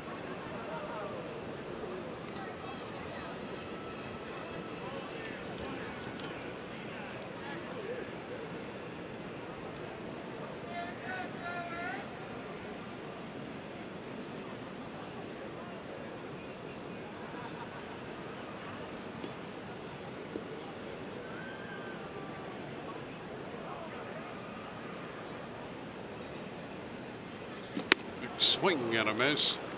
So Wendell is out of there. Second strikeout for Wright Jr.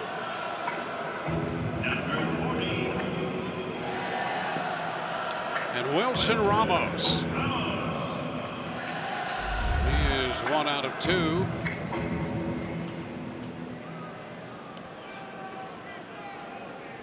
His average up to 307.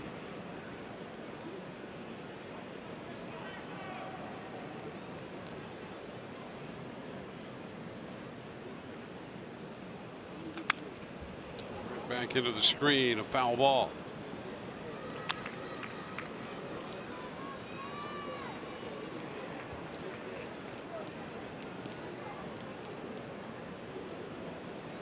Baltimore scored 3 in the 1st. The Rays got a run back immediately on Brad Miller's home run, and then put up a 6th spot in the 3rd. We're in the bottom of the 4th.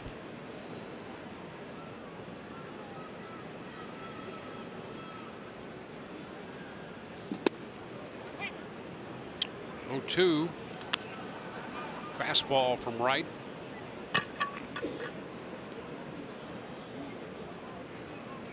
You look up and down the lineup, everybody in one way or another has been involved. They've had hits, they've been on base, they've scored runs, they've driven in runs. foul back. And we're only in the bottom of the 4th inning. Everybody participating that way. That's been a staple of this lineup. Where, you know, when they're going good, it's not the reliance on 1 or 2 guys. I mean, everybody chips in, everybody puts in quality at bats. They kind of build off of each other, don't want to be the weak link. Seeing that again this afternoon.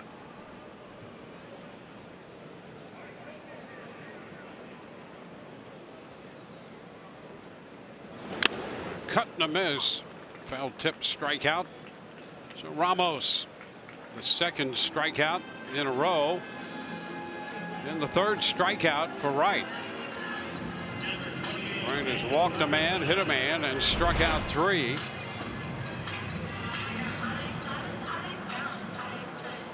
Got that fastball up and over the swing there of Ramos, just a little bit too far up in the zone, actually out of the zone.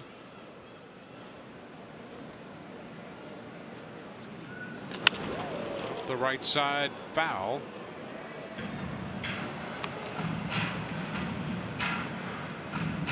And that young lady with a souvenir.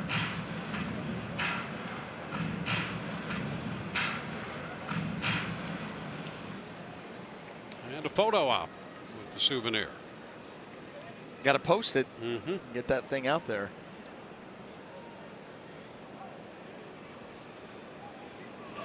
Upstairs. It's 1-1. And there's the breakout of what the Rays lineup has been involved in, and everybody in one way or another involved in the production so far today. And look at even the guys that don't have a hit yet. Got a couple hit by pitch. Alex Smith drives a run in. A popper into short right, angling out from second scope on the run. He makes a nice catch in shallow right field. Rays leave a man, do not score, and we're headed into the 5th inning from the Trop.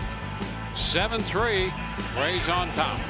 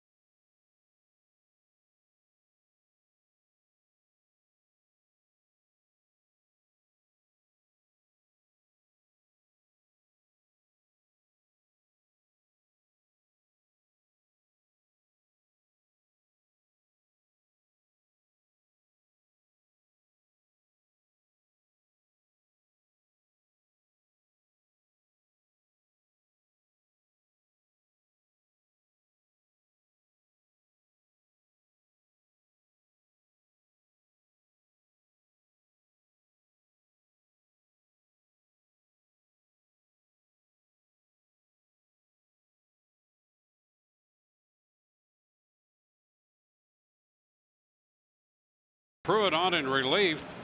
The Rays building this lead. Sergio Romo started this game and made the 4th start in a 9-day span. That has been done before, most recently by Claude Osteen for the White Sox in '75. Interesting names on that list. Wilbur Wood, Sandy Koufax back in '58. Davis fouls the first pitch.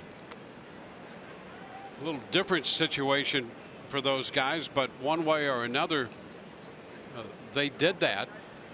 You know, you look at Koufax in 1958, a few years before he hit his stride and control was an issue, and he started a game against the Phillies on the 18th of July, went 2/3 of an inning, walked 4, gave up a run, and left the game, and came back the next day and pitched 7 1/3 in a 7-4 loss. That was on the 19th. Then on the 23rd, on the road in Pittsburgh, he started again, didn't get anybody out. There's a long drive by Davis, and that ball is foul. Some distance on that one, but well foul. And so Sandy Koufax then came back on the 26th at Philadelphia and went the distance and won 10-4. Struck out 7 and walked 4. That was in 1958. He was just 22 years old.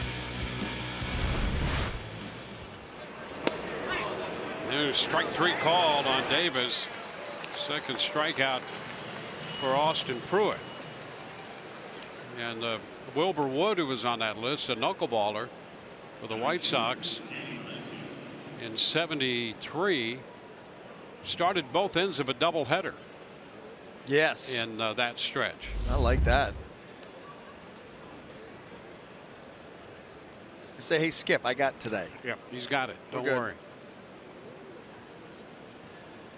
Danny Valencia pitches down 1-0. You know, the amazing thing, you get back far enough, you do some research on player salaries and what they are now. I mean, it's amazing. This pitch wide. 2 balls, no strikes to Valencia. Approximately. Here's Sandy Koufax. You know, based on the last 4, 5, 6 years of his career, one of the greatest left-handers of all time.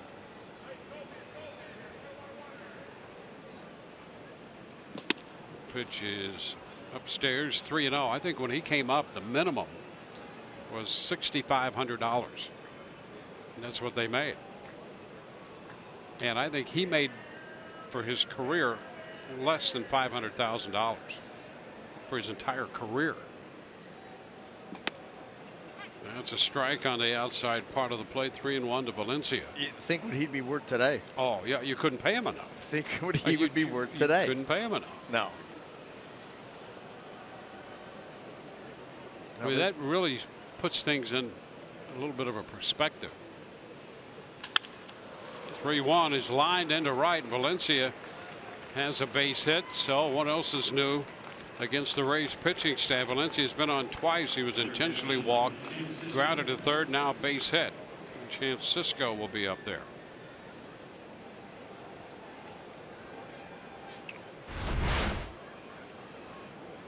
Valencia lets that ball get into the zone. 3-1, not too anxious.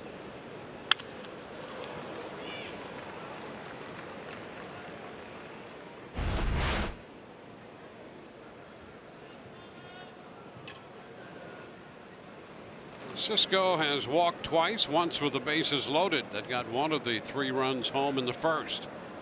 And a strike around the knees.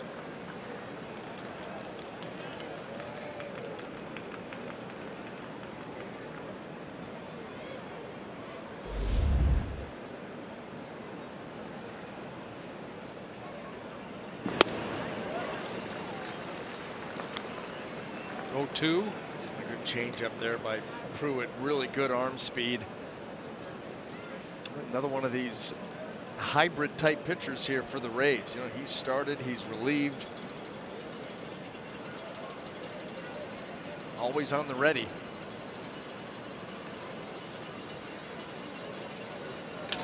Ground ball, right side. Out at second. Wendell's throw back to first. That goes 6-4-3, and the shortstop was in the hole on the right side of the infield to start the 6-4-3 double play. Not the traditional 6-4-3, but why does it have to be traditional? 7-3 Rays.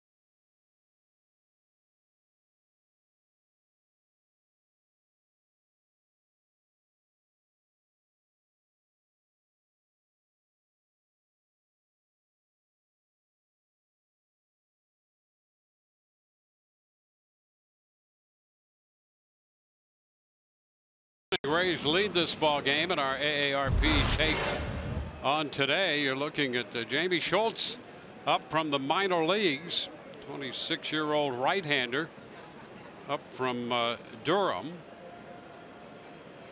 and he's up here. He's had some groin injuries that has slowed his progress. Malik Smith fouls this one back. That's a strike. Schultz is one of those guys drafted by the Rays. He had Tommy John surgery while he was pitching in college.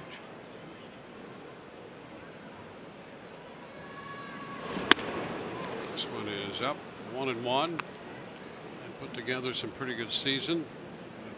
A definite prospect for the Rays, and then he's run into some physical issues and trying to settle back in and overcome those right now.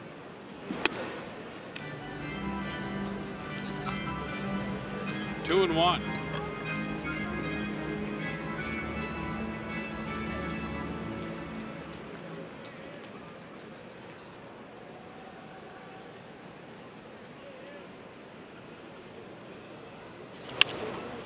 Foul out of play. 2-2. And that's a new addition. Remember Font, who was acquired the other day when the Rays made the big deal with Seattle. And this one in a separate deal. He'd been with Oakland. The Dodgers and Oakland, and now up with the Rays. Pitch is wide. So it's a full count.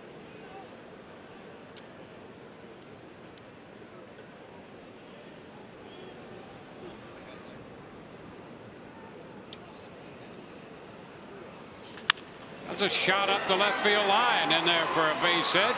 Mancini will get over there to cut it off, and the brakes applied by Malik Smith in a hurry after the turn at first.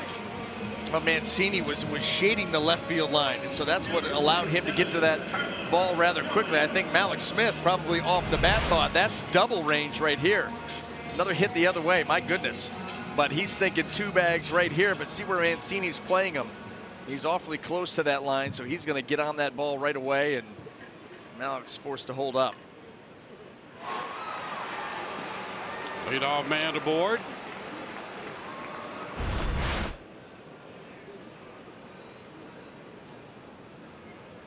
A little chopper foul. With that base hit for Malik Smith, the Rays have had 24 men come to the plate. 13 have reached.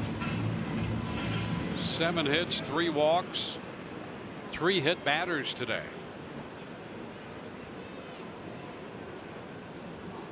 Malik's leading off this inning with the single. Big lead.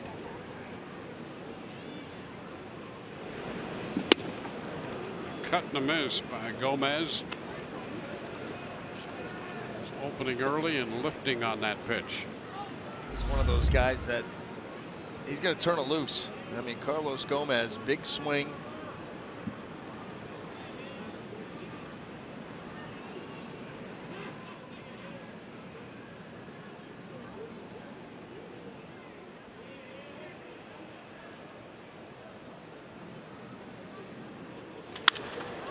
Driven into right center. Peterson back at the track to make the catch. And Malik Smith retreats to first.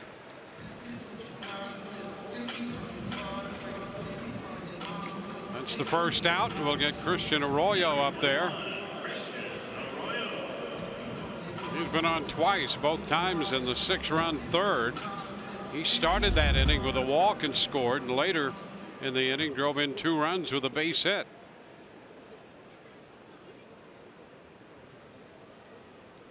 It was a big 2-out hit for Arroyo in that inning.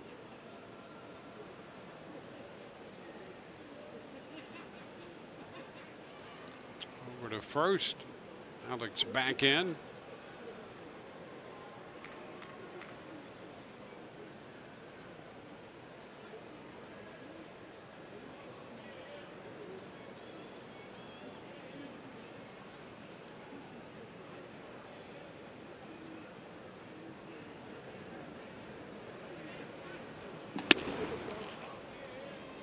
Pitch outside, 1-0. Mike Wright Jr. on the mound in relief of Kevin Gossman. Rays knocked him out after 2 2/3. 74 pitches for Gossman today, 43 strikes. There's the expanding lead off first by Malix. And the move to first, he's back in, no tag.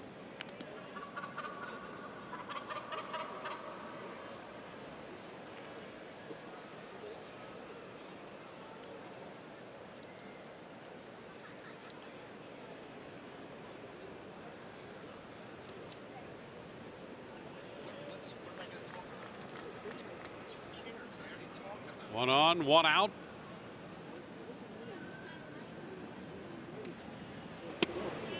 And the pitch just missed. 2-0.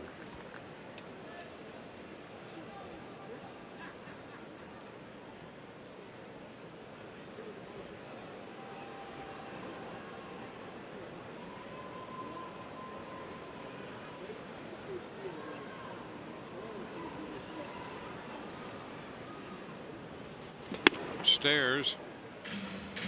It's 3-0. This is the 4th time the Rays have seen Michael Wright Jr. out of the bullpen this year. Coming into this game, he'd given up 3 runs and a total of 3 2/3 against the Rays. All 7 runs today charged to the starter Gossman. There's a strike to Arroyo. 3-1.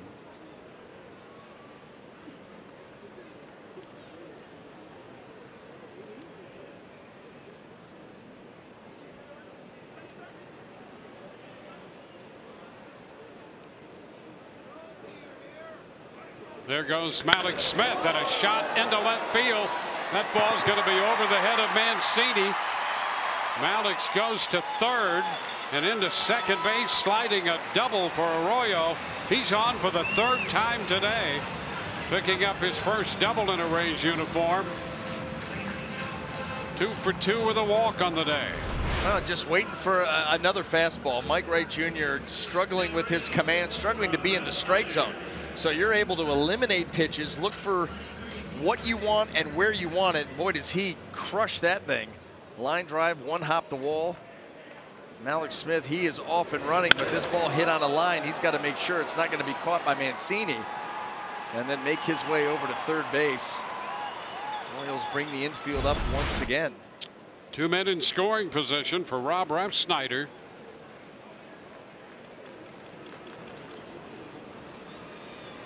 He fouls it back. He got a fastball up and out over the plate. Strike 1.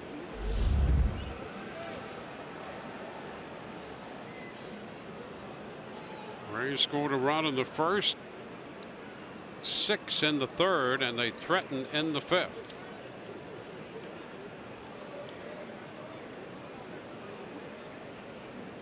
Rays 4 of 7 on the day with men in scoring position.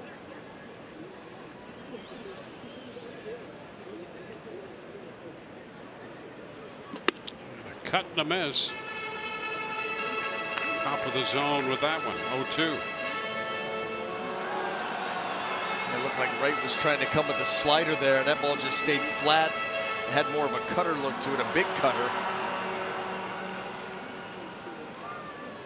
And now you look to protect and put the ball in play. You're thinking middle of the field. You see Refsnyder got a little bit of a choke up there.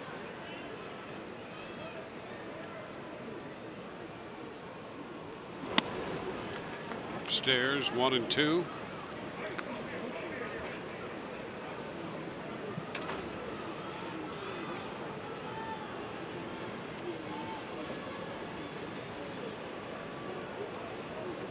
Brad Miller on deck. Second and third, 1 out.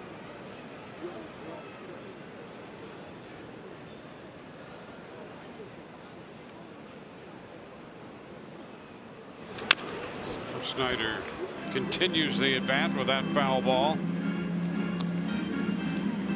Snyder doubled his last time up Friday and had 2 singles and a walk to begin yesterday's game, grounded into a double play his last time, has a single and a walk today.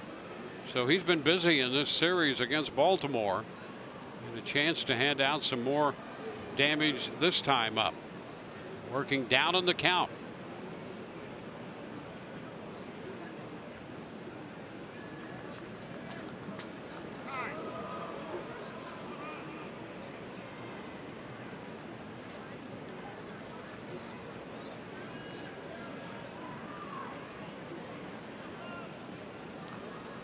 Everybody close on the Baltimore infield.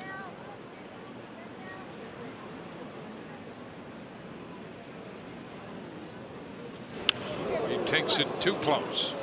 Up and in, mid-90s there.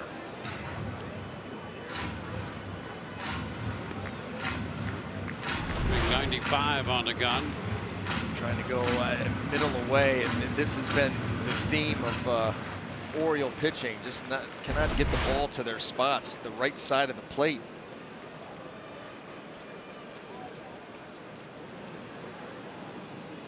Now the 2-2 and a cut and a miss. He strikes him out. Pitch up out of the zone a bit, and that's out number 2 in the 5th. Had that cutting action again, and you know, at 90 miles an hour, trying to go down and away with it, and he just kind of pushes that ball to the center of the plate. He's fortunate there that Refsnyder, who I'll tell you, you look at the number of walks that Refsnyder has had this year, usually does not go up and out of the zone. But he did there. Eyes get big when those runners are in scoring position. Well, it's been a 3 RBI day for Brad Miller. A chance for a couple more here. He homered in the 1st, doubled home 2 runs in the 3rd. Also struck out in that inning, and now hits again in the 5th. Rays starting their 4th time through the lineup. A piece of that foul.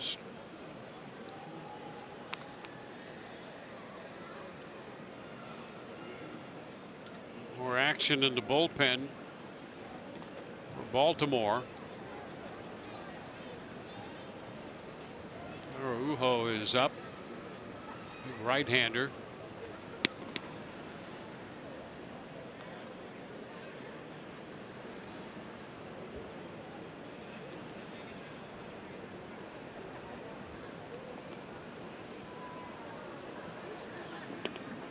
And a take too low.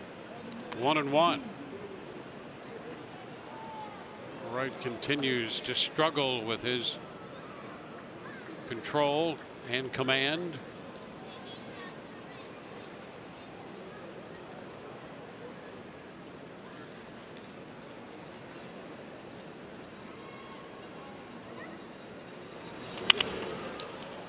In on him a bit, and he fouls it back. 1-2. He scored all 7 off the starter. An opportunity for more in the 5th inning. We'll be headed to Oakland following this one, where Chris Archer and Trevor Cahill will open that series tomorrow. That'll be 4 games in Oakland. The road trip will also move into Seattle and then back across the country to Washington to take on the Nationals.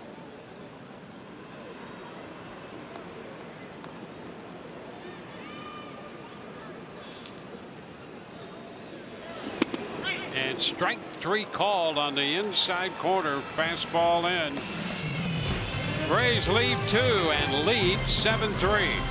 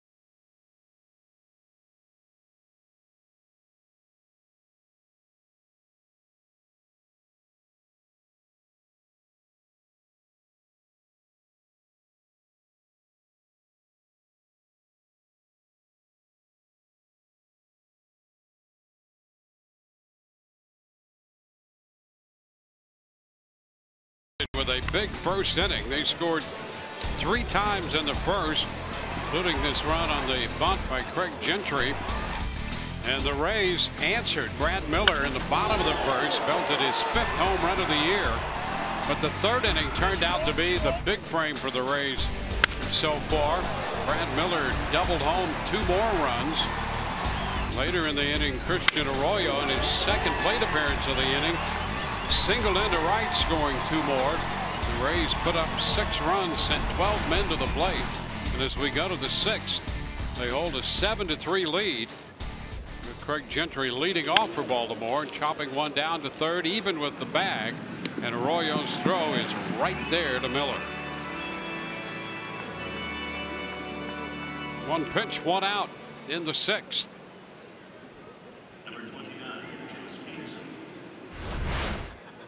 Christian Arroyo over there towards the bag.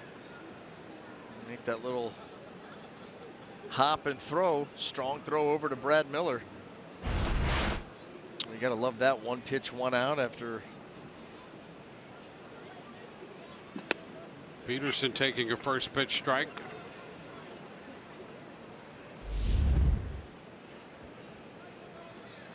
I'll tell you what, Christian Arroyo is going to get some opportunities here with the Rays and really like, what we've seen from the stick. And I know I was talking to Ozzie Timmons about his approach at the plate. He said he loved the fact, hitting the ball the other way. And when we saw that base hit, that pitch from Gausman was down and away. Yep. And, he good plate coverage, wasn't leaning, wasn't diving, but just let that ball get into the zone and then just hammered it. We're seeing that more and more from these Rays hitters. Obviously, he's bought into that kind of approach. And that's an impressive, especially when you take that base hit the other way and then think about the 3-1 fastball from right, where he's like, okay, now I'm going to look for a fastball out over, and if I get it there, I'm going to turn it loose. And he rips one to left, a bullet off the wall. So that ability to use that whole field, depending on the count, depending on what the guy is featuring that day. Yeah, great mindset, great awareness. And, and then the versatility to play 3rd base, to put him over at 2nd. We've seen him floating around. Yeah, he's been impressive. There's no question about that.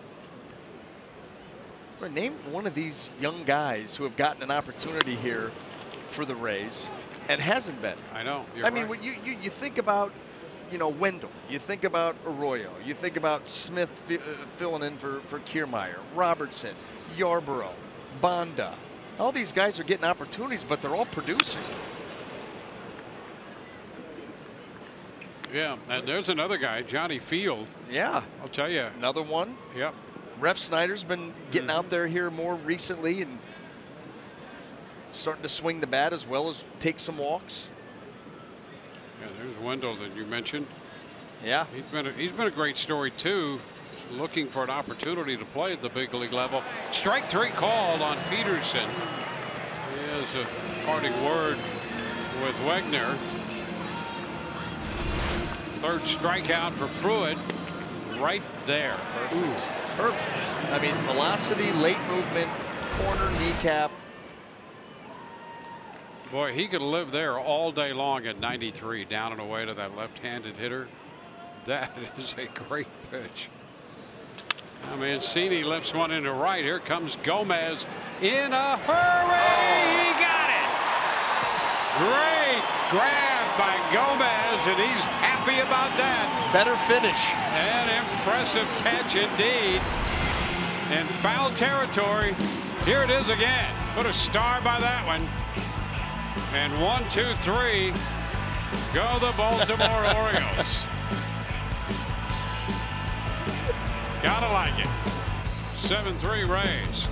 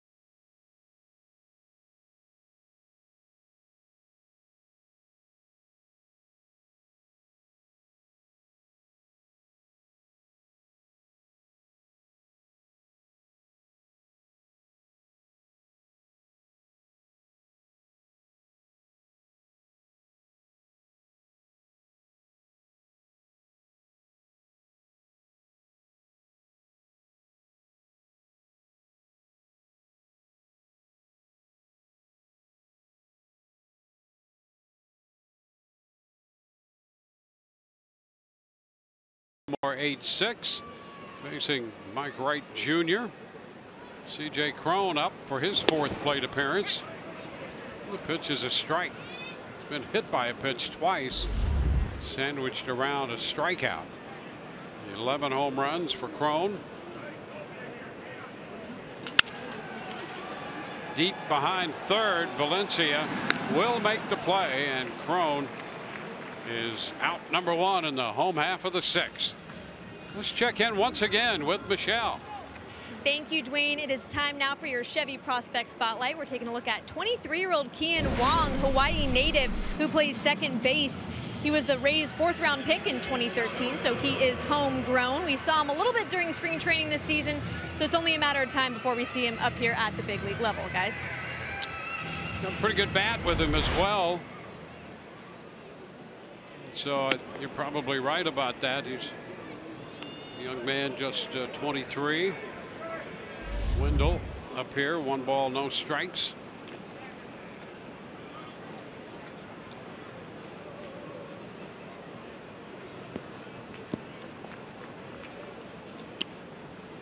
Now 2-0. Wong's older brother Colton with the Cardinals came up through their system.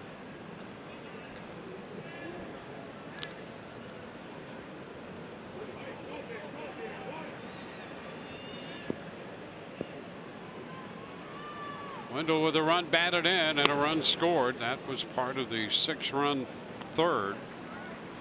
And he's up in the count 3-0.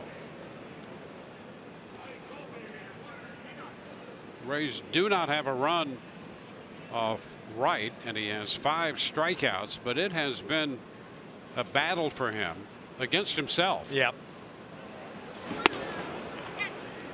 3-1 now. That fastball, just has had trouble with all of his pitches locating them. He's been able to come back and get some strikeouts, keep the Rays off the board, but not a comfortable outing. Wendell draws a walk, so the Rays got another base runner. Who had been on base in every inning except the 2nd, and Buck Showalter marches to the mound. Wilson Ramos is due up, and that's going to be it for Wright. Call to the bullpen, brought to you by the Florida Lottery.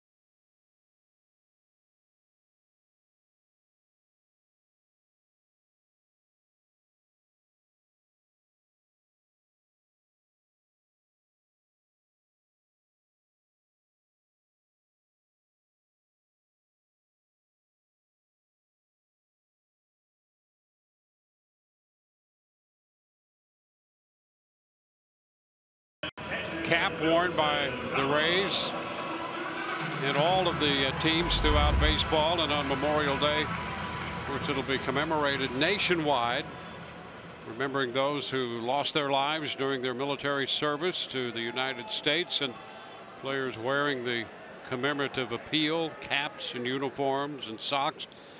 MLB will be donating 100% of its royalties from sales of the Memorial Day weekend apparel to charities supporting children and families grieving the loss of a military loved one. The organization's Tragedy Assistance Program for Survivors and Folds of Honor Foundation will receive a minimum $500,000 collective donation. Wilson Ramos is the hitter.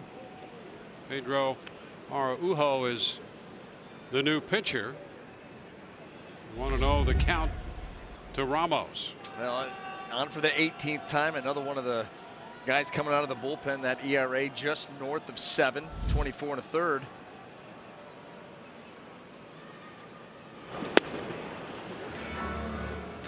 Two and nothing. Right pitch 2 2/3. We've got a couple hits and a couple walks off him.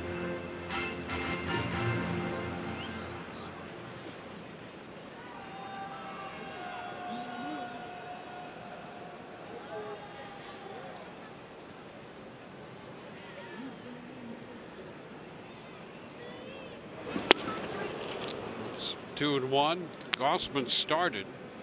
Pitch 2 2/3, which is the shortest start of the year for him, and allowing a season's high 7 runs.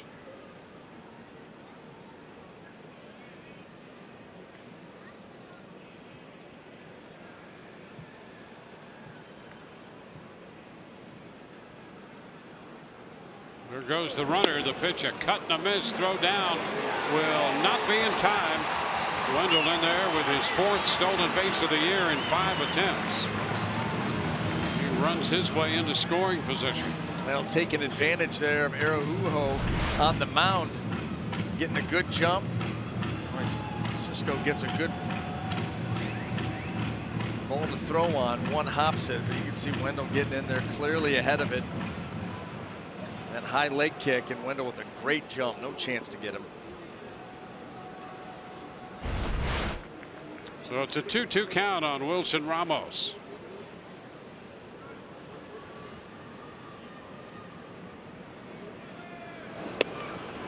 And the count goes full.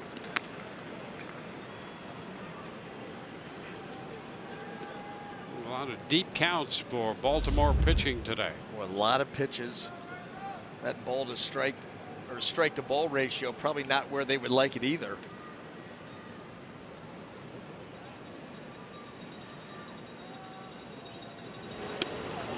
And that's ball 4.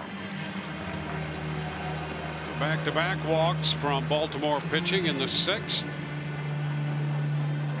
Boy, this is what will drive a manager crazy. There's just no defense for the walk.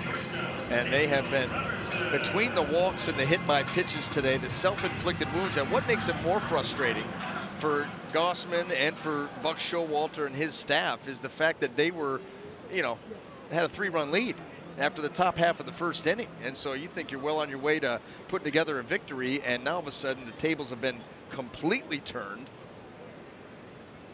Daniel Robertson is the hitter. 2 on, 1 out.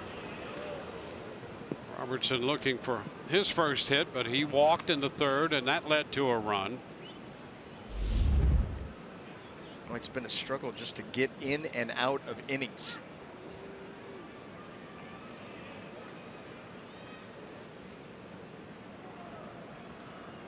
Robertson among the top 10 in walks, 3rd in on-base percentage.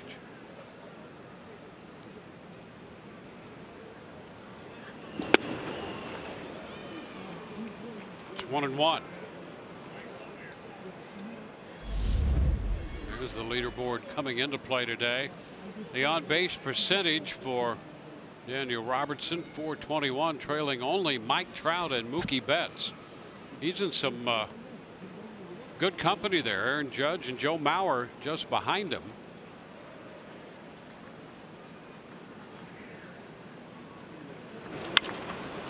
In on him, he pops it up back a 3rd. It's Valencia. That ball just foul. 2 gone.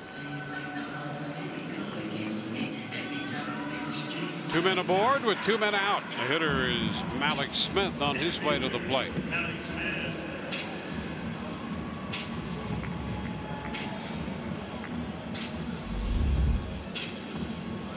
The Rays trying to win this series. They won 7 of their last 11 series.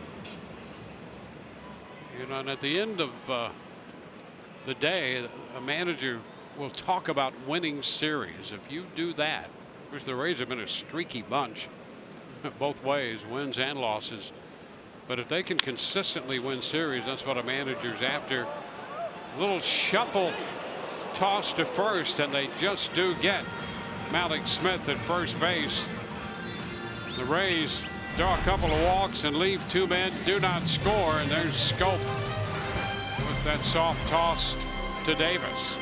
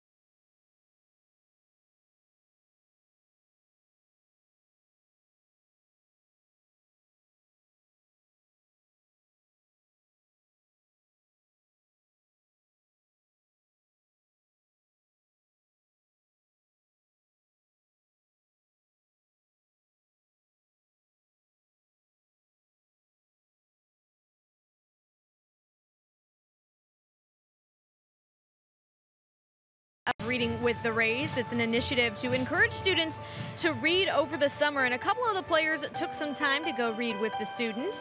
Malik Smith, Wilson Ramos, and Chris Archer. If you want to see the feature, tune in to Rays Live, the postgame show at the conclusion of this ballgame, guys. Well, it's been a long-standing program here, and it's one of the better ones that the Rays are involved in the community with the youngsters.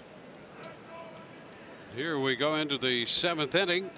Pedro Alvarez will lead off with Austin Pruitt back out there on the hill. He entered this game with 1 out in the 4th inning. Followed Vidal Nuno. First pitch is a strike to Alvarez.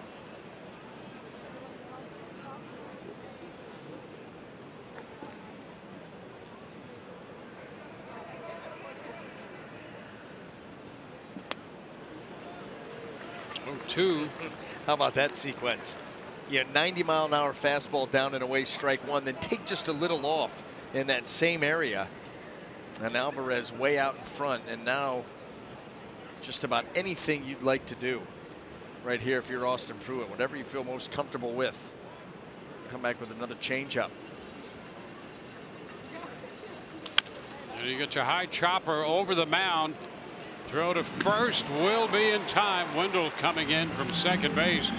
Rays had Robertson on that shift between first and second, and Wendell coming from behind the bag at second in there to make the play.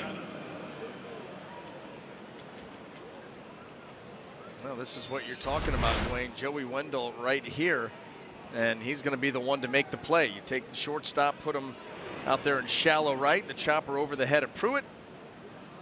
Close and throw.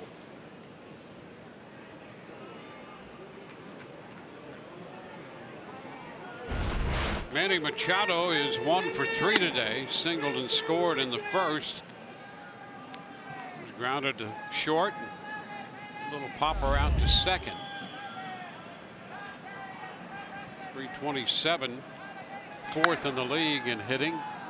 High down the right side foul. Here comes Gomez again, and he is there in front of the bullpen to make the catch, covering some ground and catching up to it about 2 steps from the Rays bullpen. Now this is pretty standard here for Gomez. Gets on his horse, gets over there, plenty of time. There'll be no gesturing. Just the second out of the inning.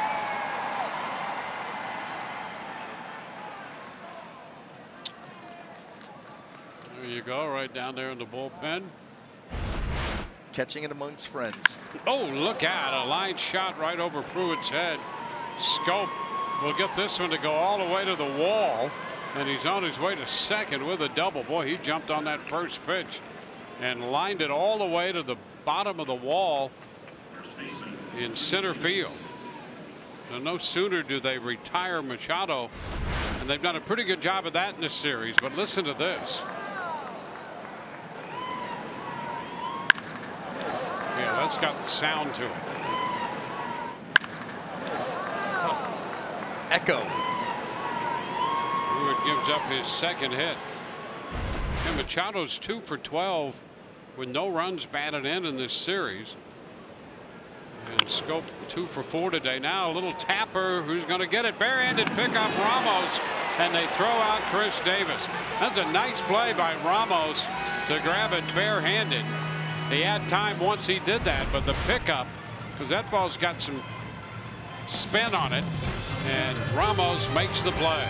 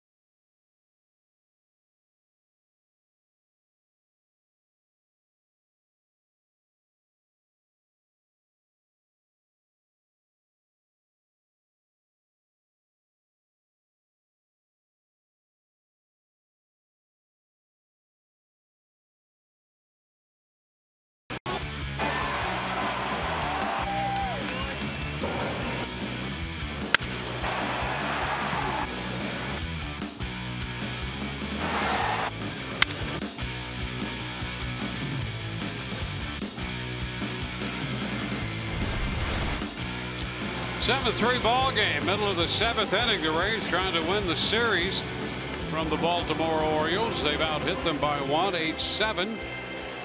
Romo, Nuno, and Pruitt have all pitched for the Rays. Gossman right and Araujo in there for Baltimore. Run production spread throughout the Rays lineup. Miller homered in the first. Brad also drove in 2 with a double in the third inning. Wendell has a run batted in. Ground ball off the bat of Mallex Smith scored another run.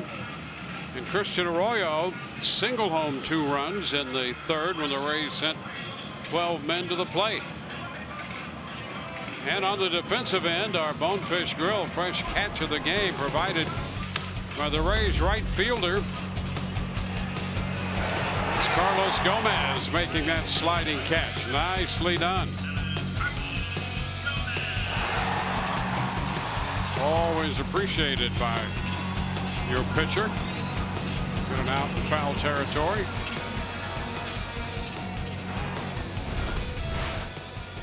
And here we go into the bottom of the seventh inning. Gomez will lead it off. 0 for 2. He's been hit by a pitch.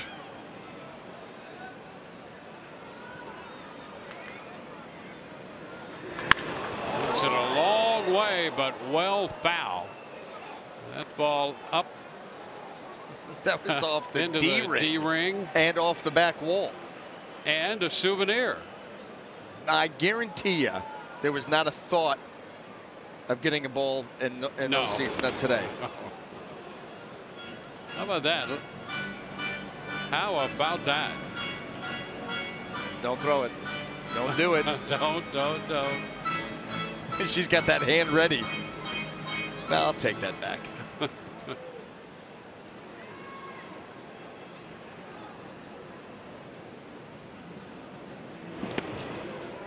It's too low. 2-1.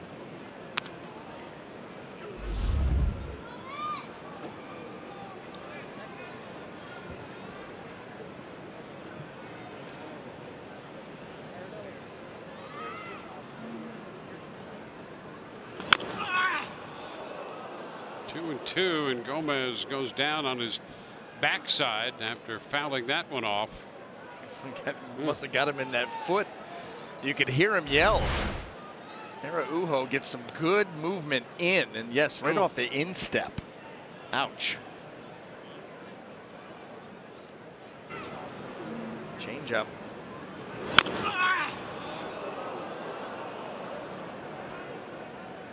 So it's a 2-2 count, and he's back up on his feet, looking for the next pitch.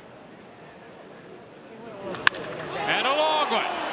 High and deep down the left field line, and that baby is gone.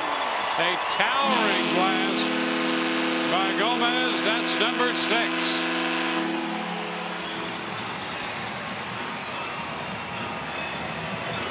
Well, after that foul ball off his foot, he recovers and launches this one. Well, they kept trying him in there, and he got good wood.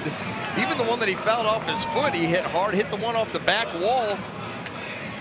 And they just continue to go in there. Another changeup, and boy, he gets to it before it can make its move, and that was a no-doubter.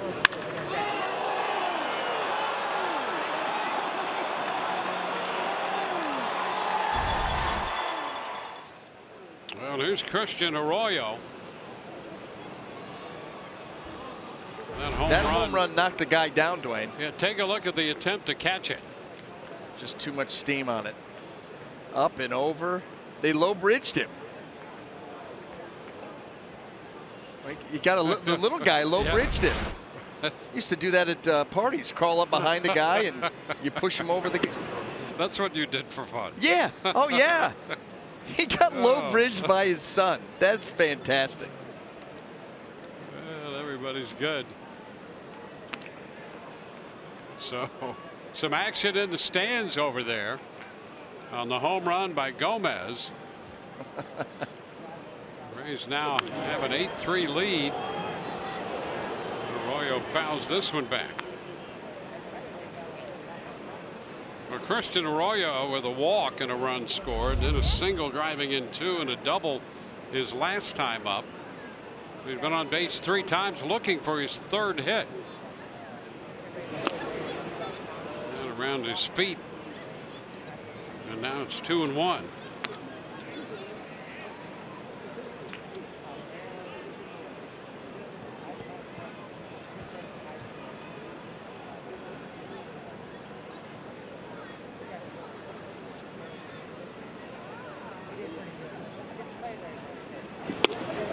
Cutting a miss. 2-2. The home run for Gomez. 6th of the year, his first since the 6th of May when he homered against the Blue Jays here at Tropicana Field.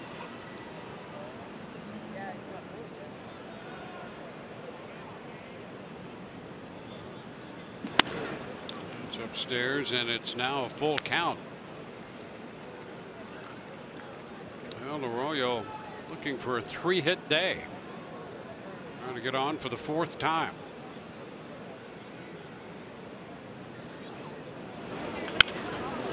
Chops it foul.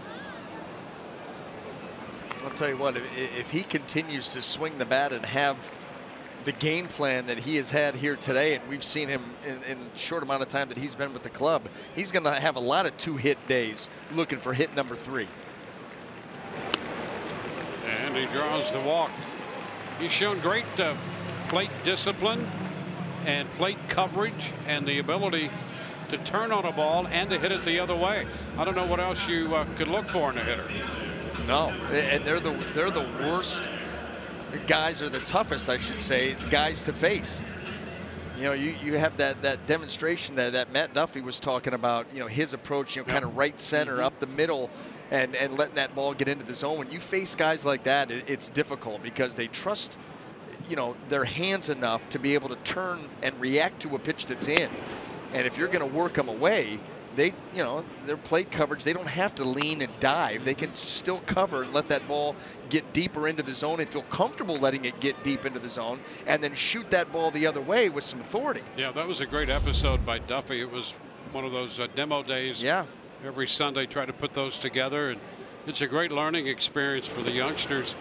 And Duffy, I thought, in his, explained that as well as it can be explained.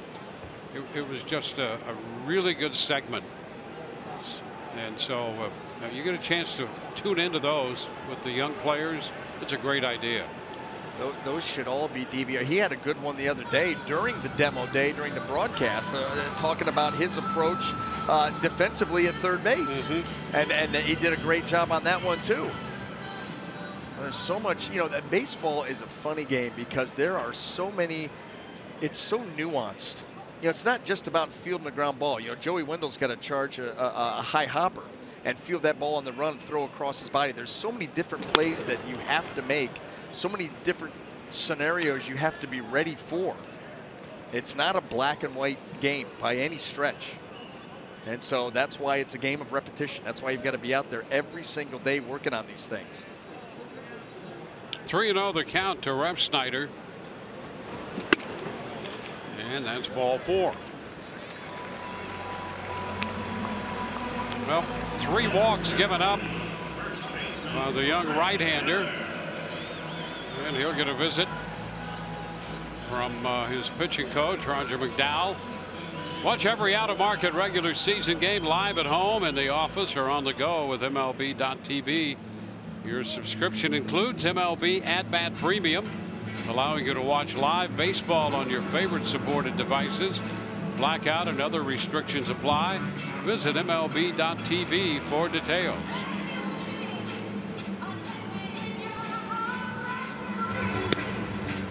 Action in the bullpen. We saw Tanner Scott for an inning yesterday. He's up in the bullpen again.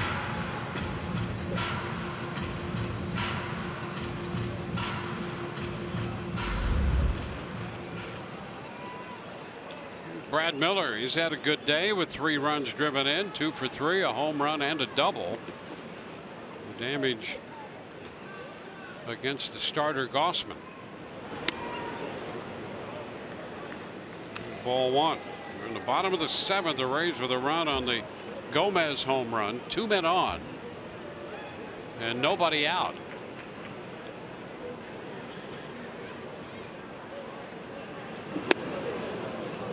Over that one out in front of the changeup.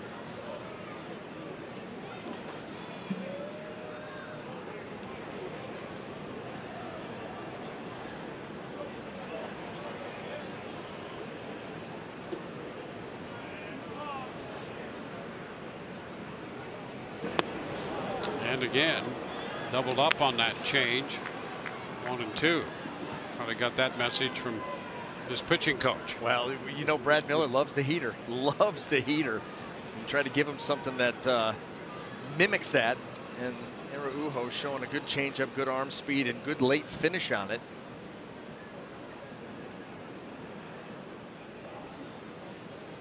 Do it again. It's fouled toward the Baltimore dugout.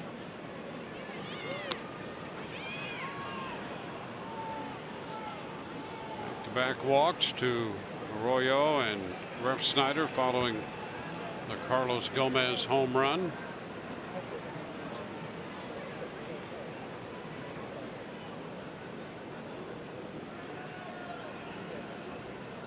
1-2 to Miller. 2-2. Speaking of mound visits, has there been a team that's used up all 6 yet this season? I haven't heard about it. No. I haven't heard about it. Neither have I. I'm sure that we would have. Yep. I'm sure they're tabulating every mound visit and the numbers compared to past seasons. Yep. Miller stays alive. You know fouling what off that changeup.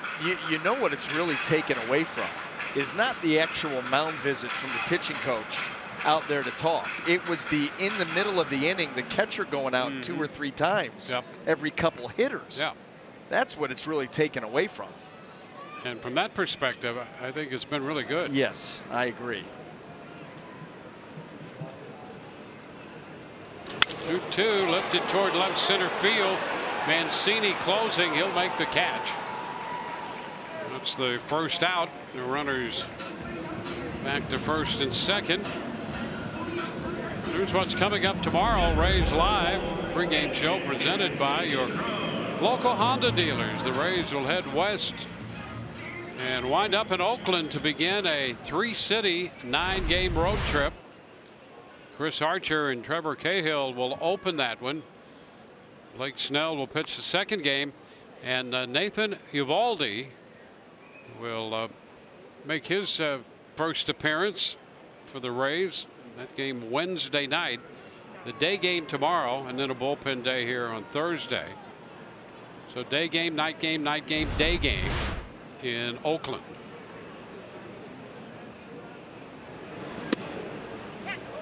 First pitch to C.J. Cron is a strike. The Rays will then head to Seattle and then back across the country to Washington, D.C. Yeah, another 3-city.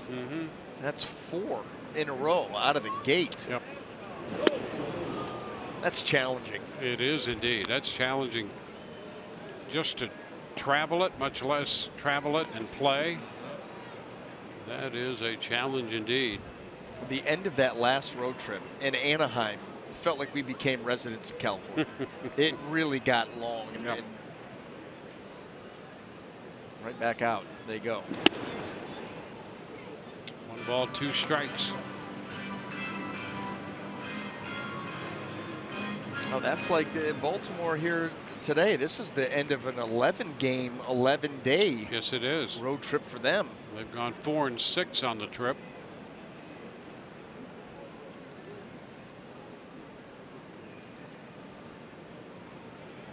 One-two to Cron. He breaks his bat, fouls it. So the count holds at 1 ball, 2 strikes.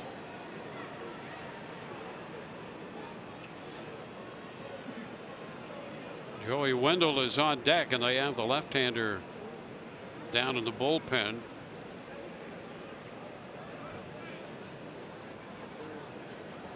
Well, the Rays, by starting that trip in Oakland, there's Tanner Scott, they're going to try to turn things around in Oakland. It has not been a pleasant place for the Rays to be.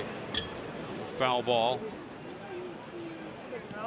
They have the worst winning percentage of any American League team in Oakland. It just has not been a good place for the Rays to play.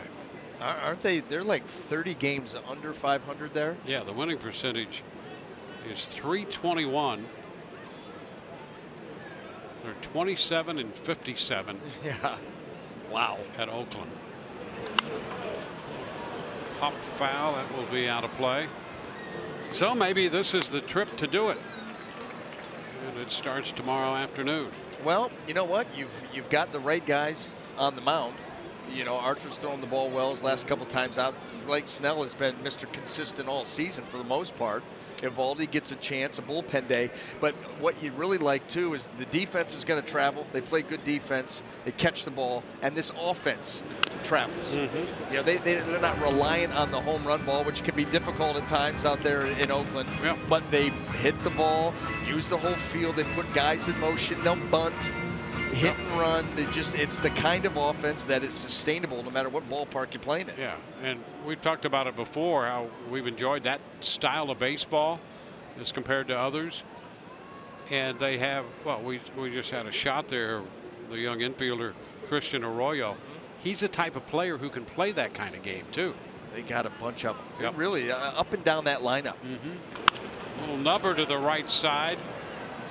Pitcher over to cover, takes the toss from Davis, and the runners advance to second and third. Crone cued that one up the first base side and is out.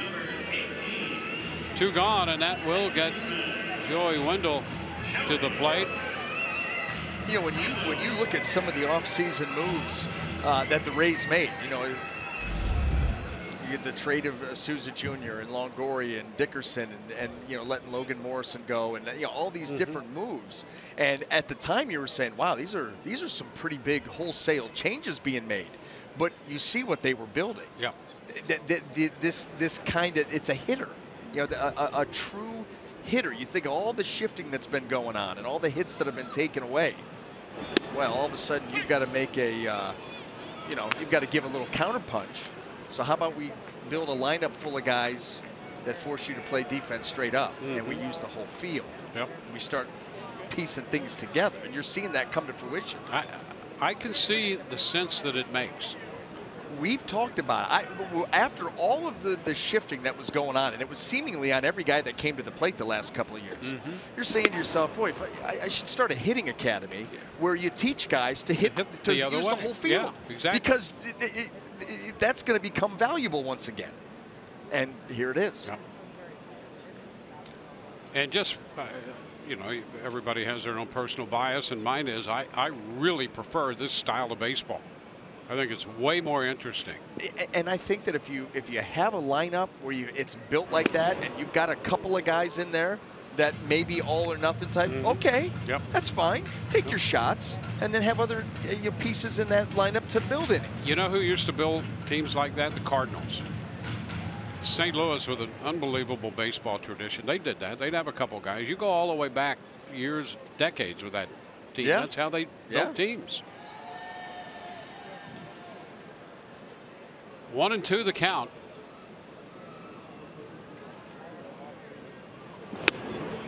You just don't put all of your eggs into one basket, and you know on any given night, hey, the home run ball could carry us tonight. We may have to scratch across 4 or 5. We may have to steal a couple bags. Yep. I mean, to be able to have the ability to do that, something they didn't have a season ago at all. No, it was pretty one-dimensional when you got down to it.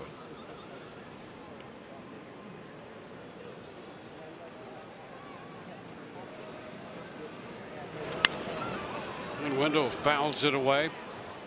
But you see these hitters come up. Wendell won, Robertson's won, Arroyo, you've added him. They're all in that mold. And play good, solid, fundamental baseball. Yeah. We talked about Duffy earlier. He's in that mold.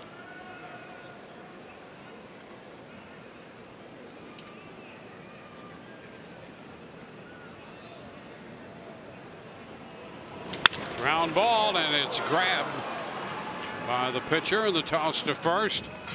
Well, the Rays get a run on the home run by Carlos Gomez. That actually started the bottom of the seventh. I was going to say, that and was we've made our way through. There it is again, and the Rays lead 8-3.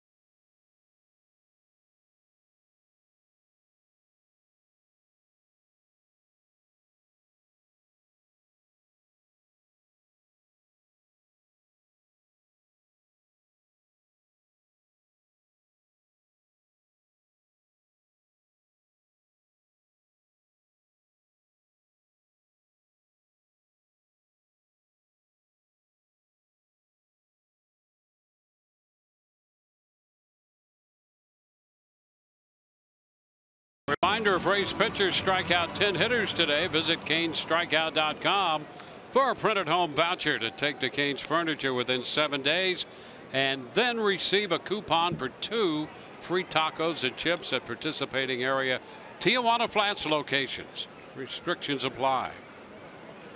Ball game moving into the 8th with the Rays holding this lead. Nice job by Austin Pruitt. He's out to start the 8th to face Danny Valencia. Valencia, then Cisco and Gentry due up. Rays got 1 run in the bottom of the 7th. That home run by Carlos Gomez. It was a 37 pitch inning for Araujo. First pitch is a strike to Valencia. And you know, if you go back now to the 3rd when Gossman was in there and he didn't get through the inning, he got 2 outs in that inning. He made 41 pitches. So they've had 2 pitchers, Gossman in the 2/3 of an inning in the 3rd, make 41 pitches. And then this last 7th inning was a 37 pitch inning. Let's put that into perspective. That's 78 pitches in an inning and 2/3. An inning and 2/3. I believe in yesterday's ball game, Anthony Banda cruised through 6 1/3 and did it in 81 pitches. How about that? And really, if we go back and complete that 3rd inning, you put 10 more pitches. So in 2 innings, Oriole pitchers made 88 pitches in 2 complete innings. So they made more pitches than Banda did in 6 1/3 yesterday. You could CG a game in 88 or fewer. You could. It'd be tough, but you could do it. Well, it's been that kind of an afternoon. We talked about the mislocation early on, and that's what really the Rays were able to take advantage of. Balls that were finding the middle of the plate, balls that were being yanked across the plate regularly.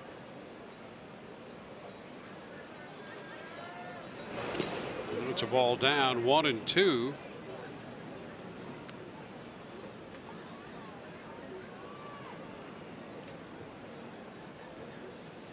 You know, the other thing that you like about this team is they don't ever seem to get down. You know, I mean, you don't see them giving away innings, giving away at bats. You fall down 3-0 early, it's chip away, home run. Brad Miller answers right away. Yep. And then all of a sudden you start to build from there. You just never get the feeling, whether it be body language or anything else that you observe, that this team ever cashes it in. They fight to the end. Hey, here's the other thing. Right now, Pruitt's pitch count is 40. And he entered this game 1 out into the 4th. We're now in the 8th. Ground ball down to 3rd. Arroyo takes care of that. So that is the first out. He's pitched 4 innings and has made 41 pitches. How about that for Pruitt? That's efficiency. There you go. Just over 10 per. So there's your CG in about 92 pitches. Well, he's come in and done a great job here. I mean, look at that. Just the 2 hits. Hasn't walked anybody. Picked up some strikeouts. More importantly, kept Baltimore off the board. The changeup's been good. He goes to it right there. There's a choppy start, but the Rays able to settle in as far as the pitching goes and gave their offense a chance to come back and take the lead.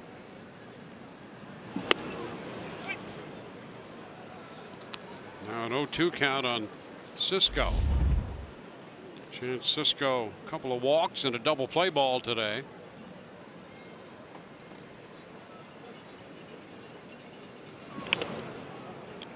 It's 1-2.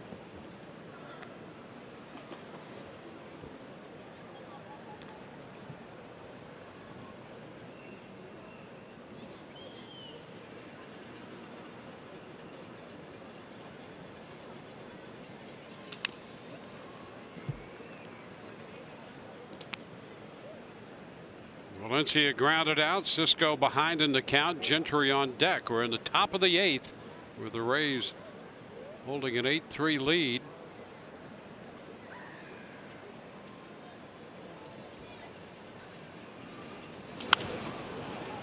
And a foul ball again. This one out of play.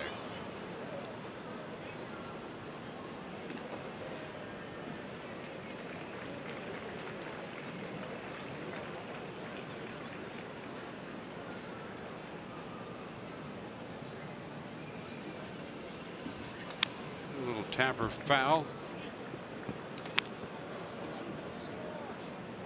How about this game in Detroit? The Tigers beat the White Sox 3-2 today. Took 2 hours and 17 minutes. That's a throwback to at least the early to mid 70s for game time. 2:17. Strike 3 call. Cisco caught looking. 2 up, 2 down in the 8th. Had 5 runs, 11 hits total in that game. 2:17. Who pitched? Well, let's see. Hardy got the win. Shields took the loss. So Shields was in that game.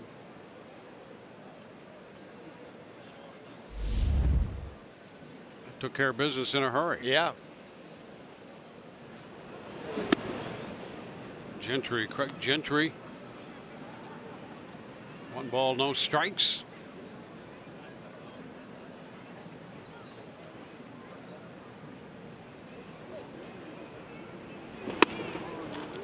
Upstairs, 2-0.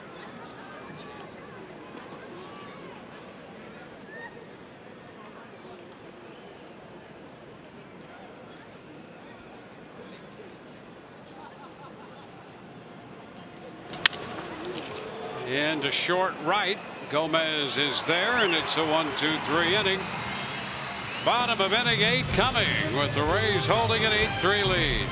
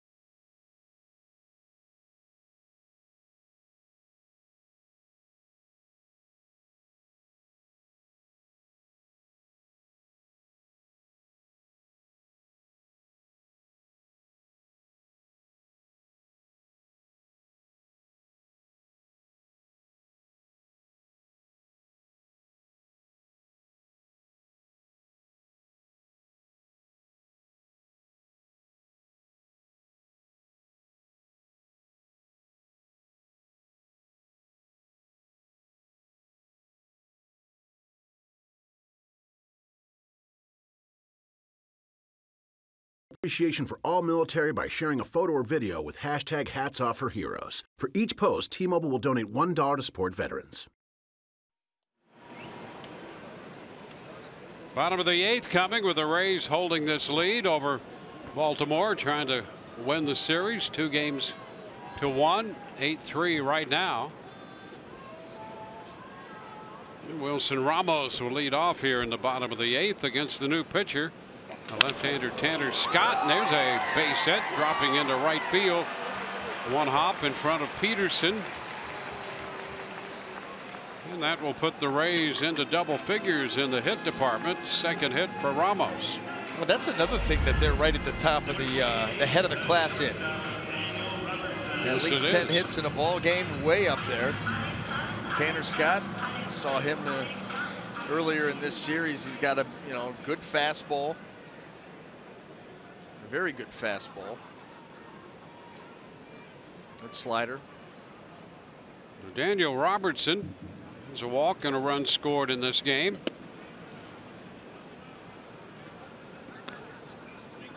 One ball, no strikes.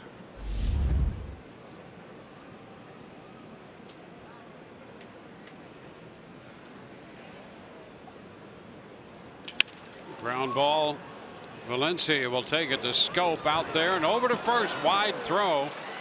Robertson safe at first.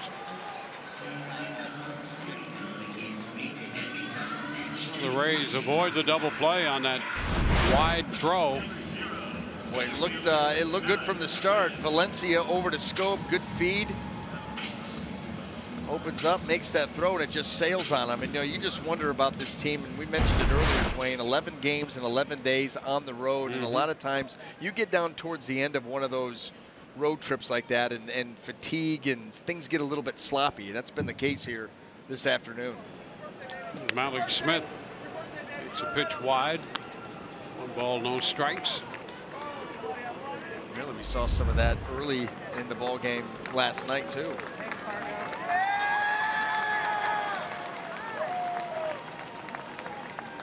Well, the schedule, there's a good stop on that pitch. It's 2-0 schedule.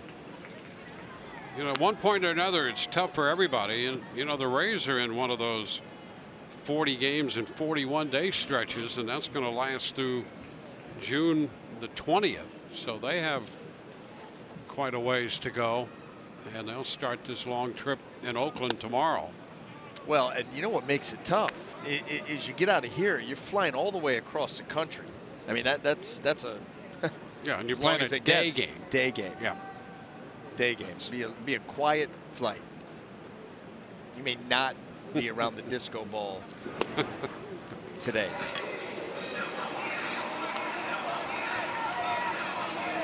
So a walk here. That's 8 walks allowed by Baltimore pitching.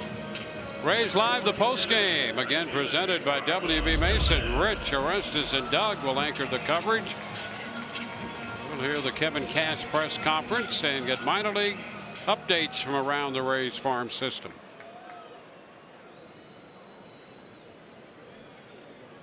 Carlos Gomez, he's been hit by a pitch and has homered.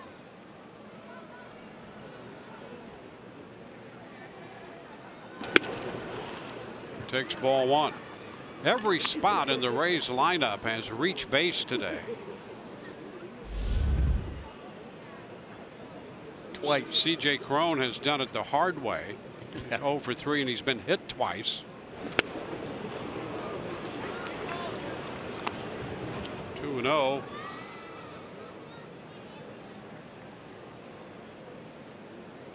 Gomez hit by a pitch as well, then homered in the 7th. Sometimes that's the other way around. You hit a home run and then you're hit by a pitch. He was hit by a pitch and then homered. 3-0 the count.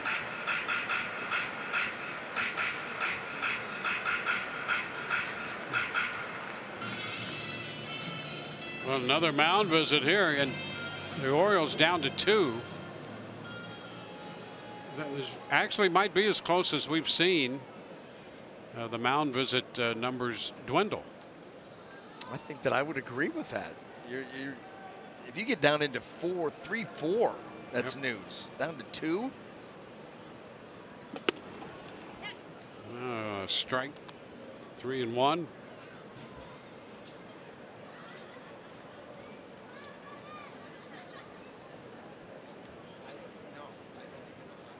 On deck, Arroyo.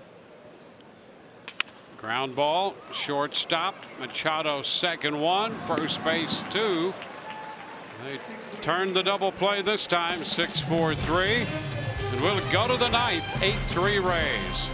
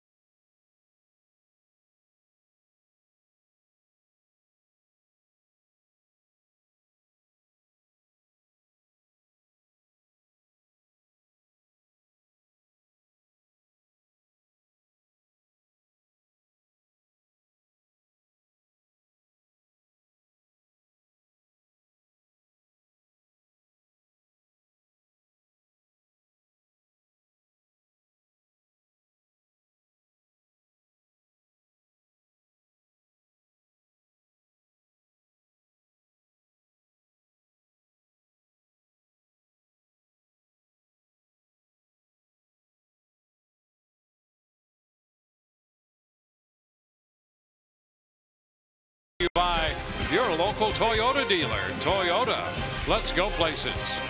And by your local Honda dealer.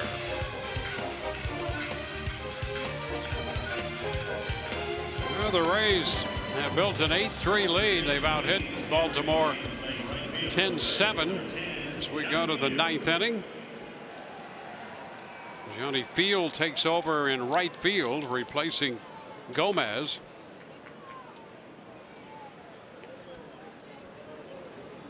And leading off, Jace Peterson.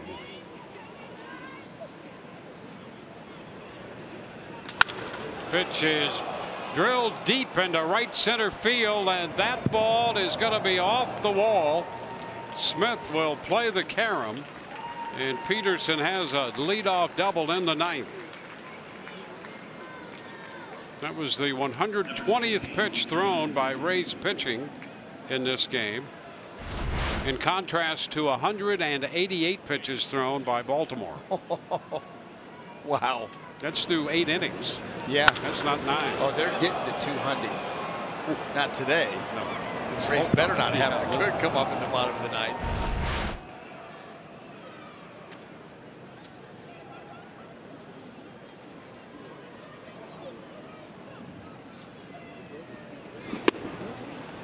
Now the pitch to Trey Mancini is low.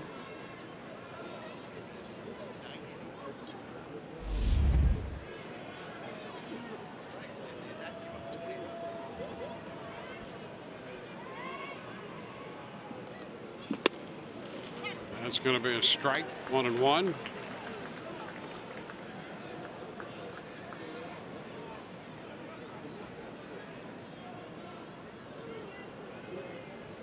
Chaz Rowe up in the bullpen.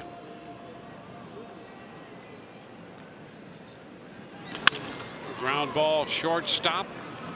Robertson takes care of that. Over to third goes Peterson. And Mancini is the first out in the 9th. Coors Light refreshing finish, and it was a good day for Carlos Gomez. Well, start with the defense. That ball off the end of the bat. How about that extension? Oof. I mean, he needed every bit of that outfielder's glove. And then how about at the plate? Come in there one more time, and he destroys it. And my man got low-bridged by his kid. That made it even better.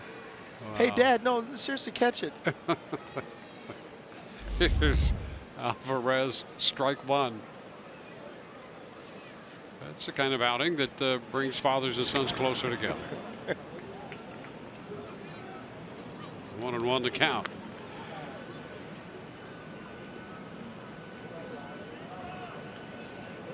Boy, Pruitt has been very, very good to settle this thing down. Boy, think about the last couple of days. The guys that have come in to do the lion's share of the work, and certainly Vidal Nuno, chipped in a couple innings here, but then Pruitt deep, Yarbrough, Banda. Well, they've been good in this series. Not the traditional series because Romo started a couple games Stanek yesterday. But the bullpen, as it turns out to this point, at least going into the 9th, had put together 23 1/3 innings, allowing 2 earned runs, walking 6, and striking out 21. Yeah. So that's settling things down. Yeah, and talk radio tomorrow will be a blast. Yeah, we're going to miss Alvarez out on strikes. I'm looking forward to that. Yeah. People be losing their mind. Well, it gives people something to talk about. We are in the business of talking about it and giving people something to talk about. That's right. It's the challenge, the 24-hour-a-day news cycle. Need topics. Here we go, They take a little nap once in a while as well. Some of them need to. They need to. Here's Manny Machado. This game's about to end just in time for us anyway. 1 strike the count. Machado singled and scored in the first. He is 1 for 4 today.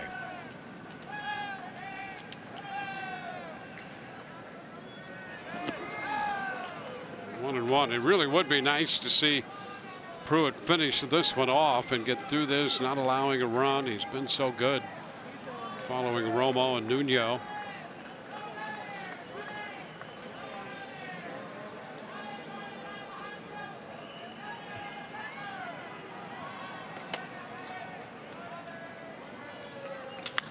Fly ball into right. Field's going to have to go back at the track. He's got it, and that'll do it. Machado flies out to right to end this one. And the Rays win this series from the Baltimore Orioles. It's an 8-3 final here. The Rays now close to within a game of 500 at 25-26. We'll see you from Oakland tomorrow. Our coverage begins at 3:30 for Brian Anderson and Michelle Margot. Dwayne